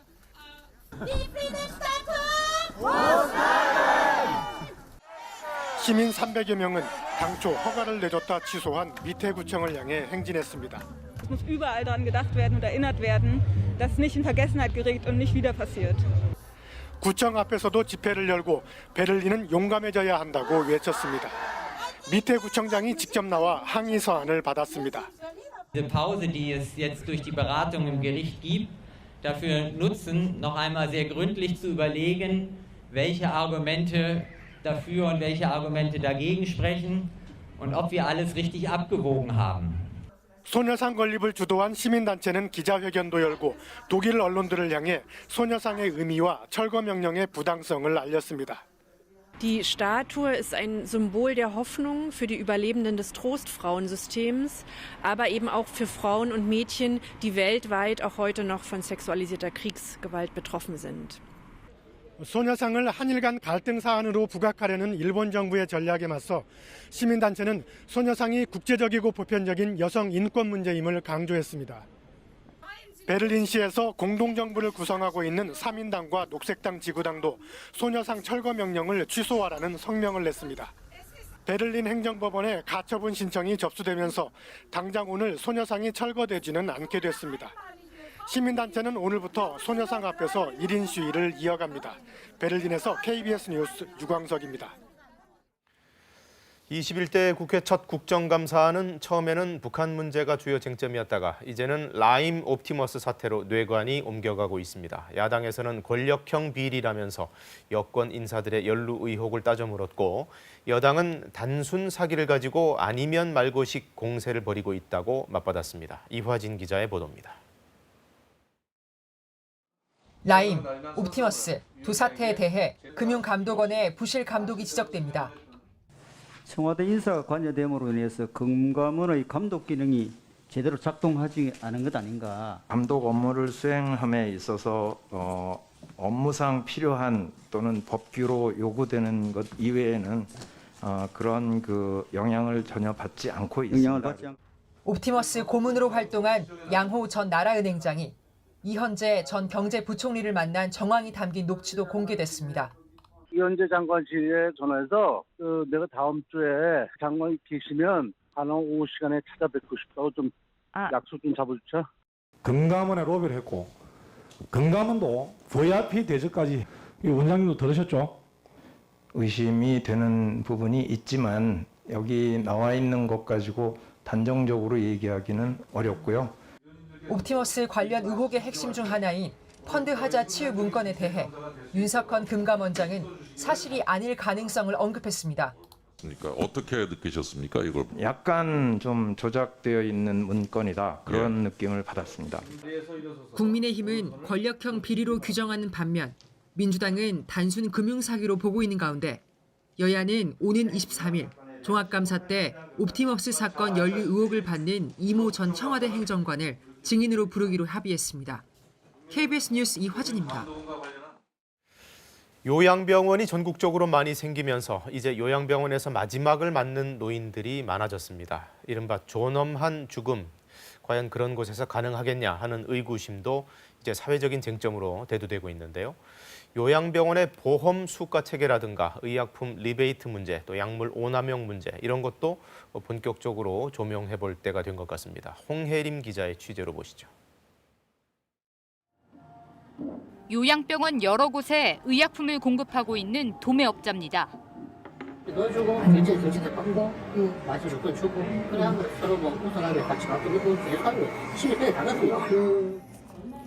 이런 끈끈한 관계는 어디서 나올까? 약품 공급량을 미리 정한 도매업체와 요양병원. 병원이 계약량을 모두 처방하면 업체는 약값의 15%를 매달 되돌려준다는 겁니다. 그거는 전부 다 조건이 바꾼다니까. 그때 생각 2천만 원 같은 한 달 300만원씩 갖다 드리는 거죠. 리베이트로 얽힌 납품 구조는 약품 남용으로도 이어집니다. 환자는 누워있고 환자가 이 약이 많다고 환자가 거부하지도 않아요. 그냥 주는 대로 먹고 안 먹더라도 버리면 돼요. 리베이트 외에도 병원이 약값으로 수익을 내는 방법은 또 있습니다. 도매업체가 요양병원에 공급해온 약품 목록. 대부분이 값싼 복제약입니다. 오리지널 같은 거 제가 사가도 2~3%가 비싸거든요. 어떤 거는 104원이고 어떤 건 92원 막 다 차이 나거든요. 그럼 병원에서 어떻게 해줬습니까? 92원짜리가 좋겠죠. 싼 거. 취재진은 지난 1년 6개월간 요양병원에 공급된 19개 항정신병제 약품을 전수조사했습니다. 전국 요양병원에서 한 달에 200만 개 이상 처방되는 항정신병제 쿠에티아핀. 가장 비싼 오리지널 약의 경우 공급량은 0.6%. 5개 복제약들이 전체 공급량의 85%를 차지했습니다. 카피약을 파는 도매상이거든요. 약이란 단가가 우리가 생각했던 것만큼 비싸지가 않아요. 약을 그만큼 써주면은 리베이트를 주더라도 주고 또 남는 거죠. 요양병원의 건강보험 수가는 돌봄의 질이나 치료 종류와 상관없이 정액수가제, 즉 하루 환자 1인당 정가로 지급됩니다. 복제약 처방 자체를 문제라고 할 수는 없지만 정액수가제에서 이윤이 더 많이 남는 값싼 복제약이 남발될 여지는 충분합니다. 약에 관련된 리베이트 수익을 무시를 못하거든요. 그래서 이런 점은 특정 약을 더 쓰고 덜 쓰고야 있을 수 있지만 이게 결국 국민들이 직접적인 피해를 입게 되거든요. 그 약물 오남용으로 인한 부분. 지난해 11월부터 올해 4월까지 전국 요양병원에 공급된 항정신병제는 한 달 평균 374만 개. 실제 처방량과는 다달이 87만 개나 차이가 나는데도 당국은 관리에 손을 놓고 있습니다. 하루 권장되는 약물에 대한 용량이 따로 나와 있어요. 그러니까 아슬아슬하게 비껴가는 거예요. 제일 문제되는 게 이렇게 약물을 써서 환자분들이 약간 컨퓨전이라고 해서 혼돈이 오는 경우도 있어요. 보건복지부는 매년 요양병원에 대한 적정성 등급을 매기고 있지만 평가 대상에 약물 처방 항목은 없습니다. KBS 뉴스 홍혜림입니다. 교육부가 서울 6개 대학의 학생부 종합 전형에 대한 감사를 열고 불공정 사례를 여럿 적발했습니다. 자기소개서에 부모 직업을 쓰면 안 되지만 쓰고도 붙은 일, 교수가 자기 자녀 입학 심사를 한 사례 등이 포함됐습니다. 홍석우 기자가 보도합니다. 2019학년도 수시 전형이 제출된 성균관대 지원 학생의 자기소개서입니다. 부모 등의 직업을 쓰면 안 되는데 82명이 기재했습니다. 이 가운데 37명은 문제 없음으로 처리됐습니다. 부모 직업을 교사라고 썼는데 각각 불합격과 문제 없음으로 다른 결과가 나오기도 했습니다. 건국대는 2018학년도 수시 전형에서 지원자 98명의 교사 추천서가 남의 것을 베껴 쓴 것 같다는 통보를 받고도 이를 무시했습니다. 경희대는 2016, 2017 학년도 합격자 가운데 12명의 교사 추천서가 표절 같다는 사후 적발 결과를 무시하다가 주의를 받았습니다. 서울대는 2019학년도 지역 균형 선발에서 특정 학과의 지원자 17명 전원에게 학업 능력 미달을 이유로 과락인 C를 줬습니다. 지원자의 30%만 과락을 줘야 한다는 내부 규정을 어겼습니다. 고려대와 서강대는 2019년도 전형에서 교수 10명이 자녀나 친인척의 전형에 참여했습니다. 그러나 서강대는 해당 자녀가 시험을 안 받고 고려대는 미리 회피 신청을 했다는 이유로 가벼운 징계만 받았습니다. 이번 교육부 감사 대상은 서울대 등 6곳인데 이 같은 불공정 사례가 적발돼 중징계 7명을 포함해 108명이 신분상 조치를 받았습니다. 부당한 탈락자가 발생한 대학은 해당 학생에 대한 구제 방안을 마련하도록 요구합니다.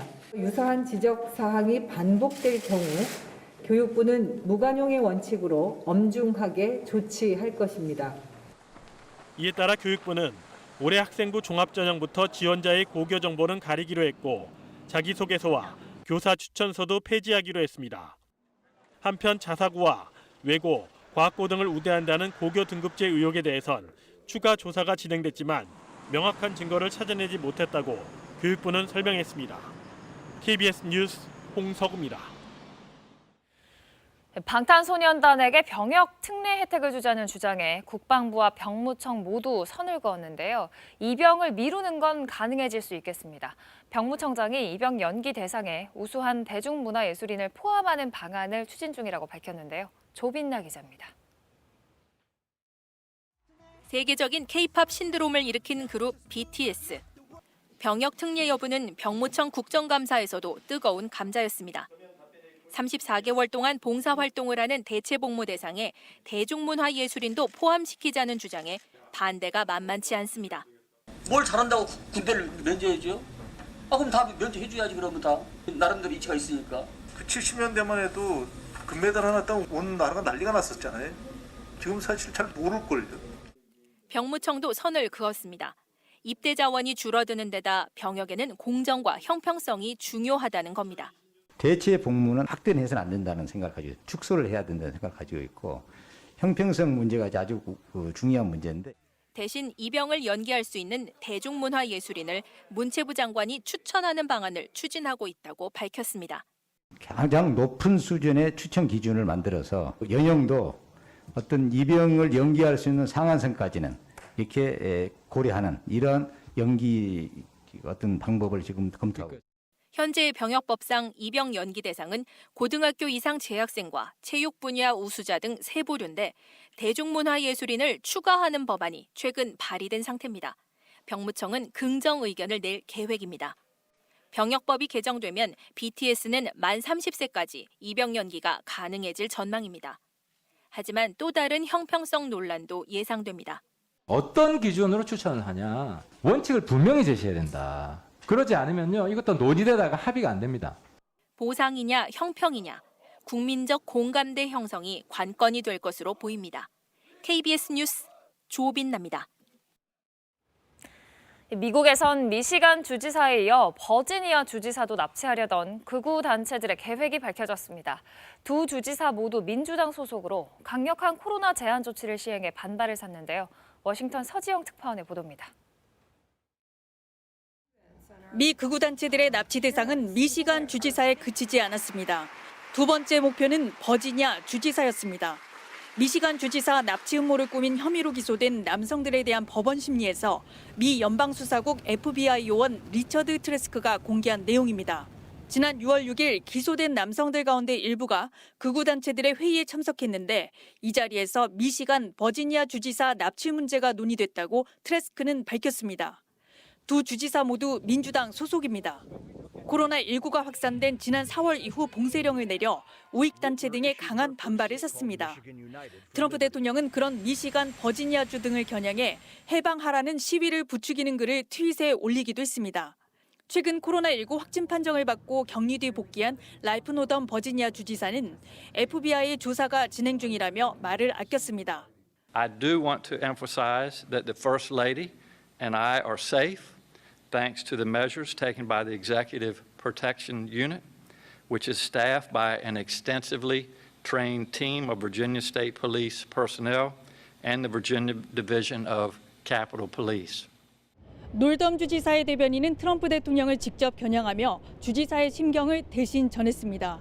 트럼프는 자신에게 반대하는 이들에 대한 폭력을 조장한다며 그만 멈춰달라고 호소했습니다. 워싱턴에서 KBS 뉴스 서지영입니다. 중부지방은 어제 아침보다 추위가 덜하지만 남부지방은 어제보다 기온이 떨어진 곳이 많습니다. 오늘 중부지방에는 구름이 많이 끼면서 구름이 이불 역할을 해주어 서울 11.4도로 출발했는데요. 대구는 맑은 하늘 속에 아침 기온 7.9도로 어제보다 5도가량 기온이 낮습니다. 한낮에 서울은 16도로 종일 쌀쌀하겠고요. 대구는 21도로 일교차가 크게 벌어지겠습니다. 내일은 전국이 오늘보다 더 쌀쌀해지겠습니다. 대부분 지역의 아침 기온이 10도를 밑돌면서 춥겠고요. 일부 산간 지역에서는 영하로 기온이 떨어지는 곳도 있겠습니다. 당분간 아침 기온은 10도 안팎, 낮 기온은 20도 안팎으로 쌀쌀한 날씨는 계속되겠습니다. 지금 중부지방에는 구름이 많이 끼어 있는데요. 점차 맑은 하늘이 드러나겠습니다. 오늘 전국에는 선선한 가을바람이 불겠지만 서해안을 중심으로는 바람이 다소 강하게 불 것으로 예상됩니다.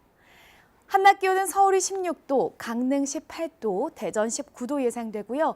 광주 20도, 부산 22도로 어제와 기온이 비슷하거나 조금 낮겠습니다. 바다의 물결은 동해상과 제주 해상에서 물결이 높게 일겠고요. 동해안에서는 너울성 파도를 주의하셔야겠습니다. 남해안 저지대에서는 천문조에 의해 바닷물의 높이가 높게 나타나겠습니다. 당분간 맑은 날씨가 이어지면서 대기는 점차 건조해지겠습니다. 날씨 정보 전해드렸습니다. 네, 마스크 춘추 전국 시대입니다. 보건용 마스크, 덴탈 마스크, 침방울 마스크 종류도 가지가지고 최근에는 또 망사 마스크까지 나왔는데요. 문제는 성능이 천차만별이라는 점, 그에 따라 단속 대상 여부도 갈린다는 점입니다. 송금환 기자가 보도합니다. 출근 시간대 지하철역입니다. 시민들은 빠짐없이 마스크를 썼습니다. 두꺼운 보건용 마스크나 주름이 잡힌 침방울 차단용 마스크까지 종류도 다양합니다. 망사 마스크까지 등장했습니다.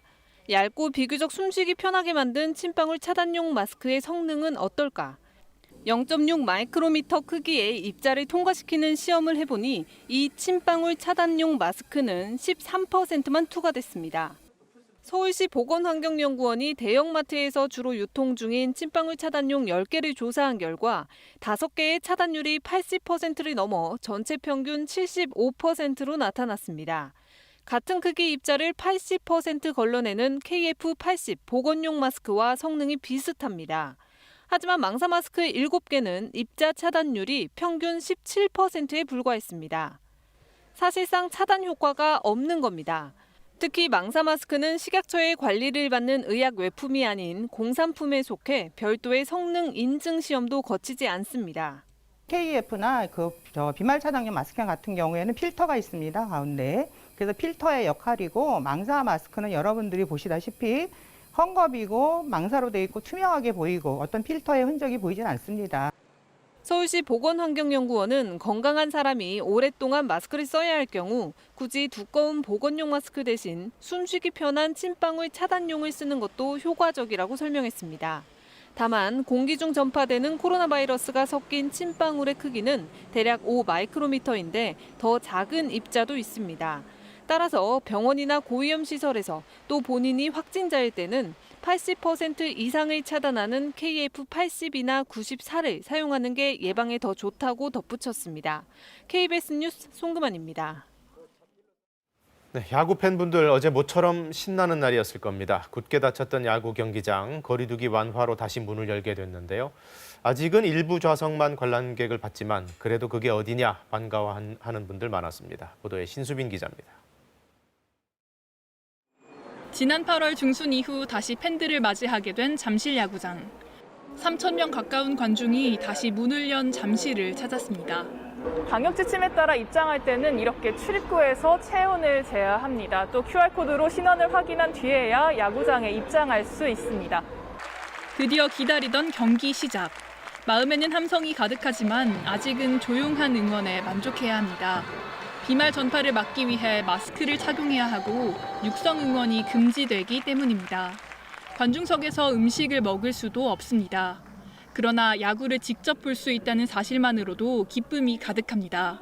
직관은 현장에서 느낄 수 있는 그런 웅장함 같은 게 있는데 야구장 들어갈 때 그 설레는 그런 걸 다시 느끼고 싶어서 왔습니다. 텅 빈 관중석을 바라봐야만 했던 선수들은 팬들이 반갑기만 합니다. 완전하게 다 사태가 진정된 건 아니기 때문에 물론 즐겁게 이렇게 관람하시고 그런 것도 좋지만 잘 지켜서 서로 이번에 사태를 빨리. 다만 지난 8월 확진자가 야구장을 방문했던 점 등을 고려할 때 KBO와 구단의 철저한 대비는 물론 팬들의 방역수칙 준수도 절실합니다. 박수를 좀 많이 칠 수 있게 하고 있고 머리와 마음으로 응원해 주시기 바라겠습니다 하면 진짜 많이. 프로축구는 토요일부터 관중 입장이 허용되고 남자 프로농구도 같은 날 관중석을 개방합니다. 프로배구와 여자 프로농구는 더욱 철저한 방역 시스템을 구축한 뒤 관중을 받을 계획입니다. KBS 뉴스 신수빈입니다. 국제통화기금 IMF가 어젯밤 우리나라 올해 경제 성장률을 마이너스 1.9%로 소폭 상향 조정했습니다. OECD 회원국 중에서는 두 번째로 높은 수준이지만 수출 부진에 대한 우려는 여전하다고 밝히기도 했습니다. 장덕수 기자가 보도합니다. IMF가 수정 전망한 올해 우리나라 경제 성장률은 마이너스 1.9%. 지난 6월 전망보다 0.2%포인트 상향 조정됐지만 4월 전망보다는 0.7%포인트 낮습니다. 다만 이런 IMF의 우리 성장률 전망치는 OECD 회원국 중 두 번째로 높은 수준입니다. 이와 관련해 IMF는 특히 수출 부진을 언급했습니다. 코로나19 확산에 따른 대외 수요 감소로 수출 부문이 타격을 받으면서 2분기 국내 총생산이 예상보다 부진했다는 겁니다. IMF는 우리나라의 내년도 경제 성장률도 앞선 두 차례 전망치보다 낮은 2.9%로 예측했습니다. 글로벌 경기가 주요국의 경제 타격으로 인해서 살아나지 않는다라고 한다면 수출 경로를 통해서 우리나라에 악영향을 미칠 가능성에 대해서 우려한 결과로 해석이 됩니다. 올해 세계 경제 성장률은 지난 6월 전망치보다 0.8%포인트 오른 마이너스 4.4%로 전망됐습니다. 미국과 유로존 같은 선진국의 성장률이 큰 폭으로 상승한 반면 신흥개발도상국은 소폭 하락했습니다. 코로나19가 급격히 확산하는 인도의 성장률 전망치가 마이너스 4.5%에서 마이너스 10.3%로 급락한 탓입니다. IMF는 내년 세계 경제 성장률은 6월 전망보다 0.2%포인트 낮은 5.2%로 예측했습니다. IMF는 세계 경제에 코로나19 재확산과 미중 무역 갈등 심화 등 상당한 하방 위험이 존재한다며 각국이 단기적으로 재정 지출을 늘리고 중장기적으로 생산성 향상에 노력해야 한다고 권고했습니다. KBS 뉴스 장덕수입니다. 말 그대로 날벼락입니다. 부산의 주택가에서 물건을 꺼내려고 인도에 불법 정차했던 1톤 화물차가 지나가던 모녀를 덮쳤습니다. 이 사고로 어머니가 숨지고 딸은 크게 다쳤습니다. 최위지 기자입니다. 부산의 한 주택가 도로. 1톤 화물차가 보행자가 다니는 인도에 정차돼 있습니다. 화물차 운전자는 인도 옆 가게로 짐칸에 실린 물건을 옮깁니다. 그 순간 도로를 달리던 다른 트럭이 화물차를 들이받습니다. 충격으로 화물차가 앞으로 튕겨나가고 걸어오던 모녀를 그대로 덮칩니다. 일하고 있는데 밖에서 막 아줌마가 소리 나는 소리 듣고 쾅 소리 나서 밖에 나가보니까 119하고 오가지고 출동한 119 구조대가 모녀를 급히 병원으로 옮겼지만 70대 어머니는 치료를 받던 중 숨졌습니다. 당시 화물차는 물건을 내리기 위해 이곳 인도에 세워져 있었는데 짐칸 덮개가 도로 쪽으로 열려 있었습니다. 경찰은 트럭 운전자가 도로로 튀어나온 짐칸 덮개를 미처 발견하지 못하고 충돌한 것으로 추정하고 있습니다. 인도의 차량을 주정차하면 보행에 불편을 줄 뿐 아니라 사고 위험도 높습니다. 과태료 4만 원 부과에 그칠 뿐 단속에도 한계가 있습니다. 보행자는 도로로 걸어갈 때 불법 주차한 차량을 볼 수 있지만 차가 갑자기 움직인다는 것은 예측을 못하는 부분이 많습니다. 만약에 사고가 나게 되면 사람 목숨하고 바로 이어질 수 있는. 경찰은 충돌 사고를 낸 트럭 운전자뿐 아니라 인도의 화물차를 정차한 운전자의 법률 위반 여부도 조사하고 있습니다. KBS 뉴스 최위주입니다.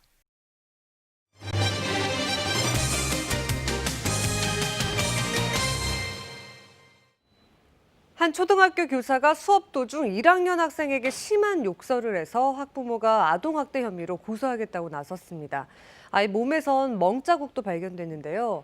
이 교사는 아버지 전화번호를 대라며 고함치면서 욕을 했는데 어떤 상황이었는지 한번 들어보시죠. 오정현 기자입니다. 뭐라고? 이 새끼다. 똑바로 말하네? 정신 나간 X냐? 니네 애기한테 전화할 때 010 끝나냐? 전북 고창 한 초등학교 교사가 최근 수업 시간에 1학년 8살 박모 군에게 한 말입니다. 박 군이 부모의 전화번호를 제대로 외워 적지 못해 혼냈다고 하는데 뭔가를 던지는 듯한 소리도 납니다. 그럼 끝까지 말해보라고. 야, 아빠 전화번호 뭐냐고. 좀 쉬어봐. 보세요. 이따 보면 전수하는 있습니다. 이런 놈들 딱 이용해놓기 좋아, 납치범이. 야, 부모님 전화번호 몰라? 그냥 죽여버려야 되겠다. 아이 몸에선 멍자국도 발견됐습니다. 박군의 아버지는 교사가 아이를 때린 증거라고 주장합니다. 녹음은 아버지가 쥐어준 소형 녹음기로 박군이 직접 했습니다. 목욕을 시키려고 하는데 먹자국이 있더라고요. 물어보니까 선생님이 아이를 위해서 녹음기 준비해가지고 선생님이 나쁜 행동을 하는 그런 소리를 여기다 넣는 거니까. 교사는 아이들에게 실종이나 유괴의 위험성을 말하다 조금 과격해졌다고 해명합니다. 멍자국은 자신이 박군의 다리를 꽉 잡아서 생긴 흔적이 맞지만 이 역시 훈육이었다고 말했습니다. 날 사실 반항됐어요. 처음에는 어깨를 잡고 눌렀지만 계속 벗어내려고 하니까 제가 그때 이제 다리를 잡았어요. 그 부분은 잘못했죠. 반에 있던 8살 동갑내기들은 모두 5명. 고함과 폭언 속에 있던 이 아이들 모두에 대해 정서적 학대 조사도 필요해 보입니다. 박군의 아버지는 아들에게 욕설을 한 교사를 아동학대 혐의로 고소할 예정입니다. KBS 뉴스 오정현입니다.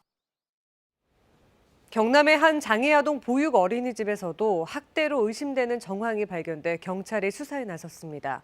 보육교사가 밥을 먹지 않는다고 장애아동을 때리거나 억지로 먹이는 모습이 폐쇄회로 TV에 담겼습니다. 최진석 기자가 보도합니다.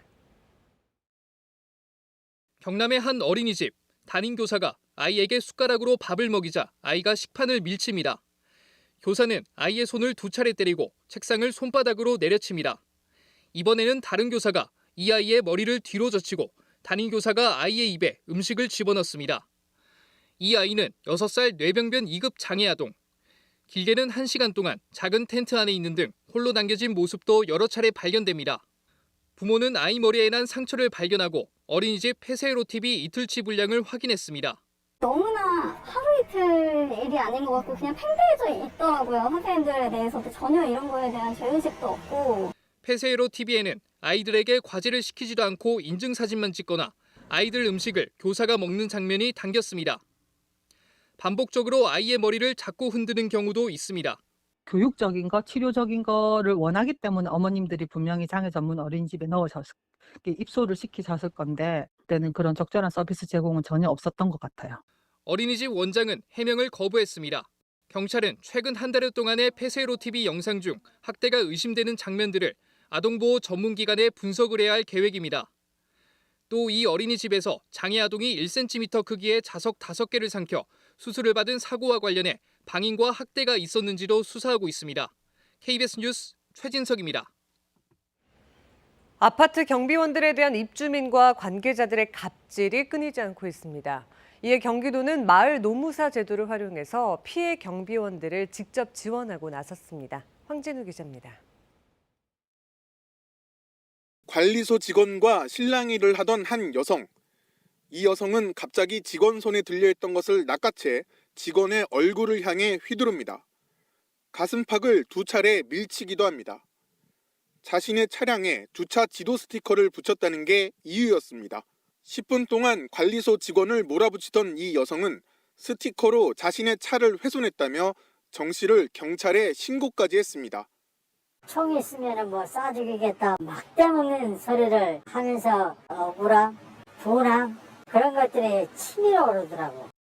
확인 결과 단지 내 유치원의 원장인 이 여성의 차량은 다른 차량의 통행에 지장을 줄 정도로 잘못 주차돼 있었습니다. 이 같은 아파트 직원과 경비원들의 갑질 피해 사례가 경기도에서 최근 석 달 사이에 11건이나 접수됐습니다. 경기도는 지난 7월부터 경비 노동자 갑질 피해 지원 센터를 만들어 무료로 권리 구제와 심리 치료를 지원하고 있습니다.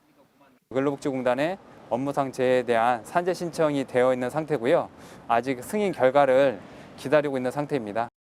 경기도에서 이렇게 노무 지원을 하고 있는 마을 노무사는 모두 95명. 경기도는 이들을 활용해 피해자들을 돕는 한편 경비 노동자 조직화 사업도 지원할 방침입니다. KBS 뉴스 황진우입니다. 요즘 선선한 바람이 불면서 야외 활동하기 좋은 시기인데요. 하지만 최근 가을철 감염병인 중증 열성 혈소판 감소증후군 SFTS 감염이 잇따르고 있어서 주의해야 합니다. 김영준 기자입니다. 지난 7일 강원도 홍천에서는 버섯을 따러 야산을 다니던 80대 남성이 참 진드기에 물려 중증 열성 혈소판 감소증후군 SFTS에 걸려 결국 숨졌습니다. 가을철 수풀이 우거진 산과 들, 숲에서는 참진드기에 물려 감염되는 중증열성 혈소판 감소증후군 SFTS를 주의해야 합니다. 그게 금출하다 보니까 많이 붙어갖고 진짜 항상 걱정스럽습니다. SFTS에 걸린 환자의 절반이 9월과 10월 사이에 감염됐습니다. 참진드기는 이맘때 가장 왕성하게 활동하기 때문에 감염 피해도 집중되고 있어 각별히 조심해야 합니다. 올해는 이달 12일 기준으로 전국적으로 169명이 감염돼 29명이 숨졌습니다. 중증 열성 혈소판 감소증후군의 치사율이 17%로 치명적입니다. 초기 증상은 감기와 비슷해 치료 시기를 놓치기 쉽습니다. 야외 활동 이후 38도 이상의 고열이 나거나 벌레 물린 자국이 발견되면 즉시 병원을 찾는 게 좋습니다. 야외 활동을 한 후 2주 이내에 위와 같은 고열, 소화기 증상, 그다음에 몸살 증상 등이 나타나면 가까운 의료기관에서 진료받으시길 권유합니다. 감염을 막기 위해선 야외 활동을 할 땐 진드기 기피제를 수시로 뿌리고 긴팔, 긴 바지를 입어야 합니다. 특히 잠깐 벗어둔 옷을 풀밭에 두지 말고 땅에 닿지 않도록 걸어 놓아야 합니다. SFTS는 백신이 없어 한번 병을 앓고 나서도 또 감염될 수 있습니다. KBS 뉴스 김영준입니다. 이 시각 출근길 교통 상황 알아보겠습니다. 서울경찰청입니다. 수요일 출근길 교통정보입니다. 요즘 완연한 가을 날씨가 이어지고 있습니다만 아침 공기는 쌀쌀합니다. 출근길에 따뜻한 옷차림으로 감기 걸리지 않도록 조심하시기 바랍니다. 언주로 분당에서 들어오는 차량 내곡나들목에서 구룡터널 통과하는데 출근길 정체 시작됐습니다. 동부간선도로 남부구간 복정교차로에서 탄천 1교까지 밀리고 있는데요. 탄천 2교를 지나며 속도가 오릅니다. 경인고속도로와 이어지는 국회대로 신월에서 목동교 쪽으로 역시 차간격이 좁습니다. 강남대로와 이어지는 한남대로 1호 터널 방면으로 잠시 밀리고 반포대로를 지나 녹사평 지하차도 일대로는 양방향 수월한 출근길이 되고 있습니다. 동소문로 한성대 입구에서 해와 로터리 방면으로는 짧은 부분 지체 감안하시기 바랍니다. 교통 통제 구간입니다. 올림픽대로 청담 1교 하부도로에서는 도로 보수공사 진행으로 오전 9시부터 오후 5시까지 부분 통제될 예정입니다. 교통정보였습니다.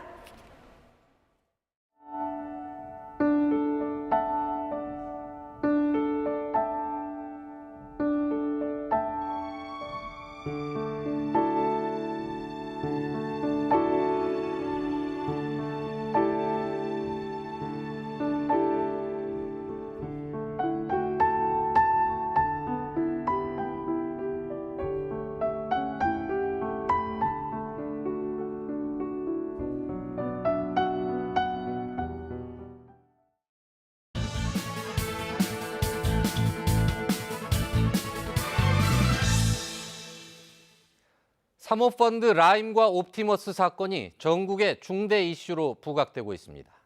관심의 초점도 금융사기에서 정관계 연루 의혹으로 옮겨가는 조짐입니다.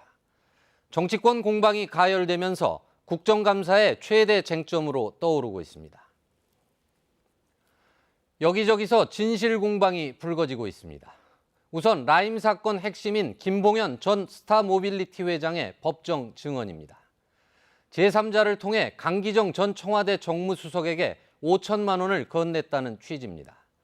강 전 수석은 사실이 아니라고 반박하고 김 전 회장을 위증 등의 혐의로 고소했습니다. 옵티머스 펀드의 경영진 대응 문건을 둘러싼 공방도 가열되고 있습니다. 문건에는 정부와 여당 관계자들이 수익자로 일부 참여하고 있고 펀드 설정과 운영 과정에도 관여돼 있다. 또 권력형 비리로 호도될 우려가 있다. 이런 내용이 있습니다. 하지만 법무부 국정감사에서 추미애 장관은 문건 작성자들이 금감원 조사 등에 대비해 허위 작성한 것이라고 주장하고 있다는 답변을 내놨습니다. 국민의힘은 이번 사건은 권력형 비리라면서 특검 도입을 촉구하고 나섰습니다. 여당 지도부와 법무장관이 검찰 수사 가이드라인을 제시하고 있다고 비난했습니다. 민주당은 이번 사건은 금융사기라고 하면서 철저한 수사를 거듭 촉구했습니다. 야당의 허위 주장과 의혹 부풀리기에는 단호히 대응하겠다고 맞서고 있습니다. 라임 옵티머스 사건으로 줄잡아 5천여 명이 1조 5천억 원대의 피해를 봤습니다. 진상규명의 책임이 막중한데 정작 검찰 수사에 대한 의구심은 가시지 않고 있습니다. 늑장 수사부터 최근에야 검찰총장이 보고를 받았다는 얘기까지 흘러나왔습니다. 검찰은 이런 상황을 무겁게 받아들이고 성역 없는 수사를 통해 진실을 밝혀야 합니다. 그렇지 않으면 검찰에게만 진상규명을 맡겨놔선 안 된다는 목소리는 수그러들지 않을 것입니다. 뉴스 해설이었습니다.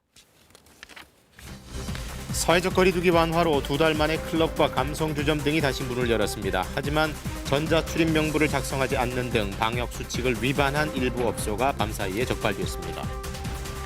축구 선수 호날두와 골프 선수 더스틴 존슨 등 세계적인 스포츠 스타들이 코로나19 확진 판정을 받았습니다. 미국의 신규 확진자 수가 일주일간 하루 평균 5만 명대를 기록하는 등 미국과 유럽의 확산세가 커지고 있습니다.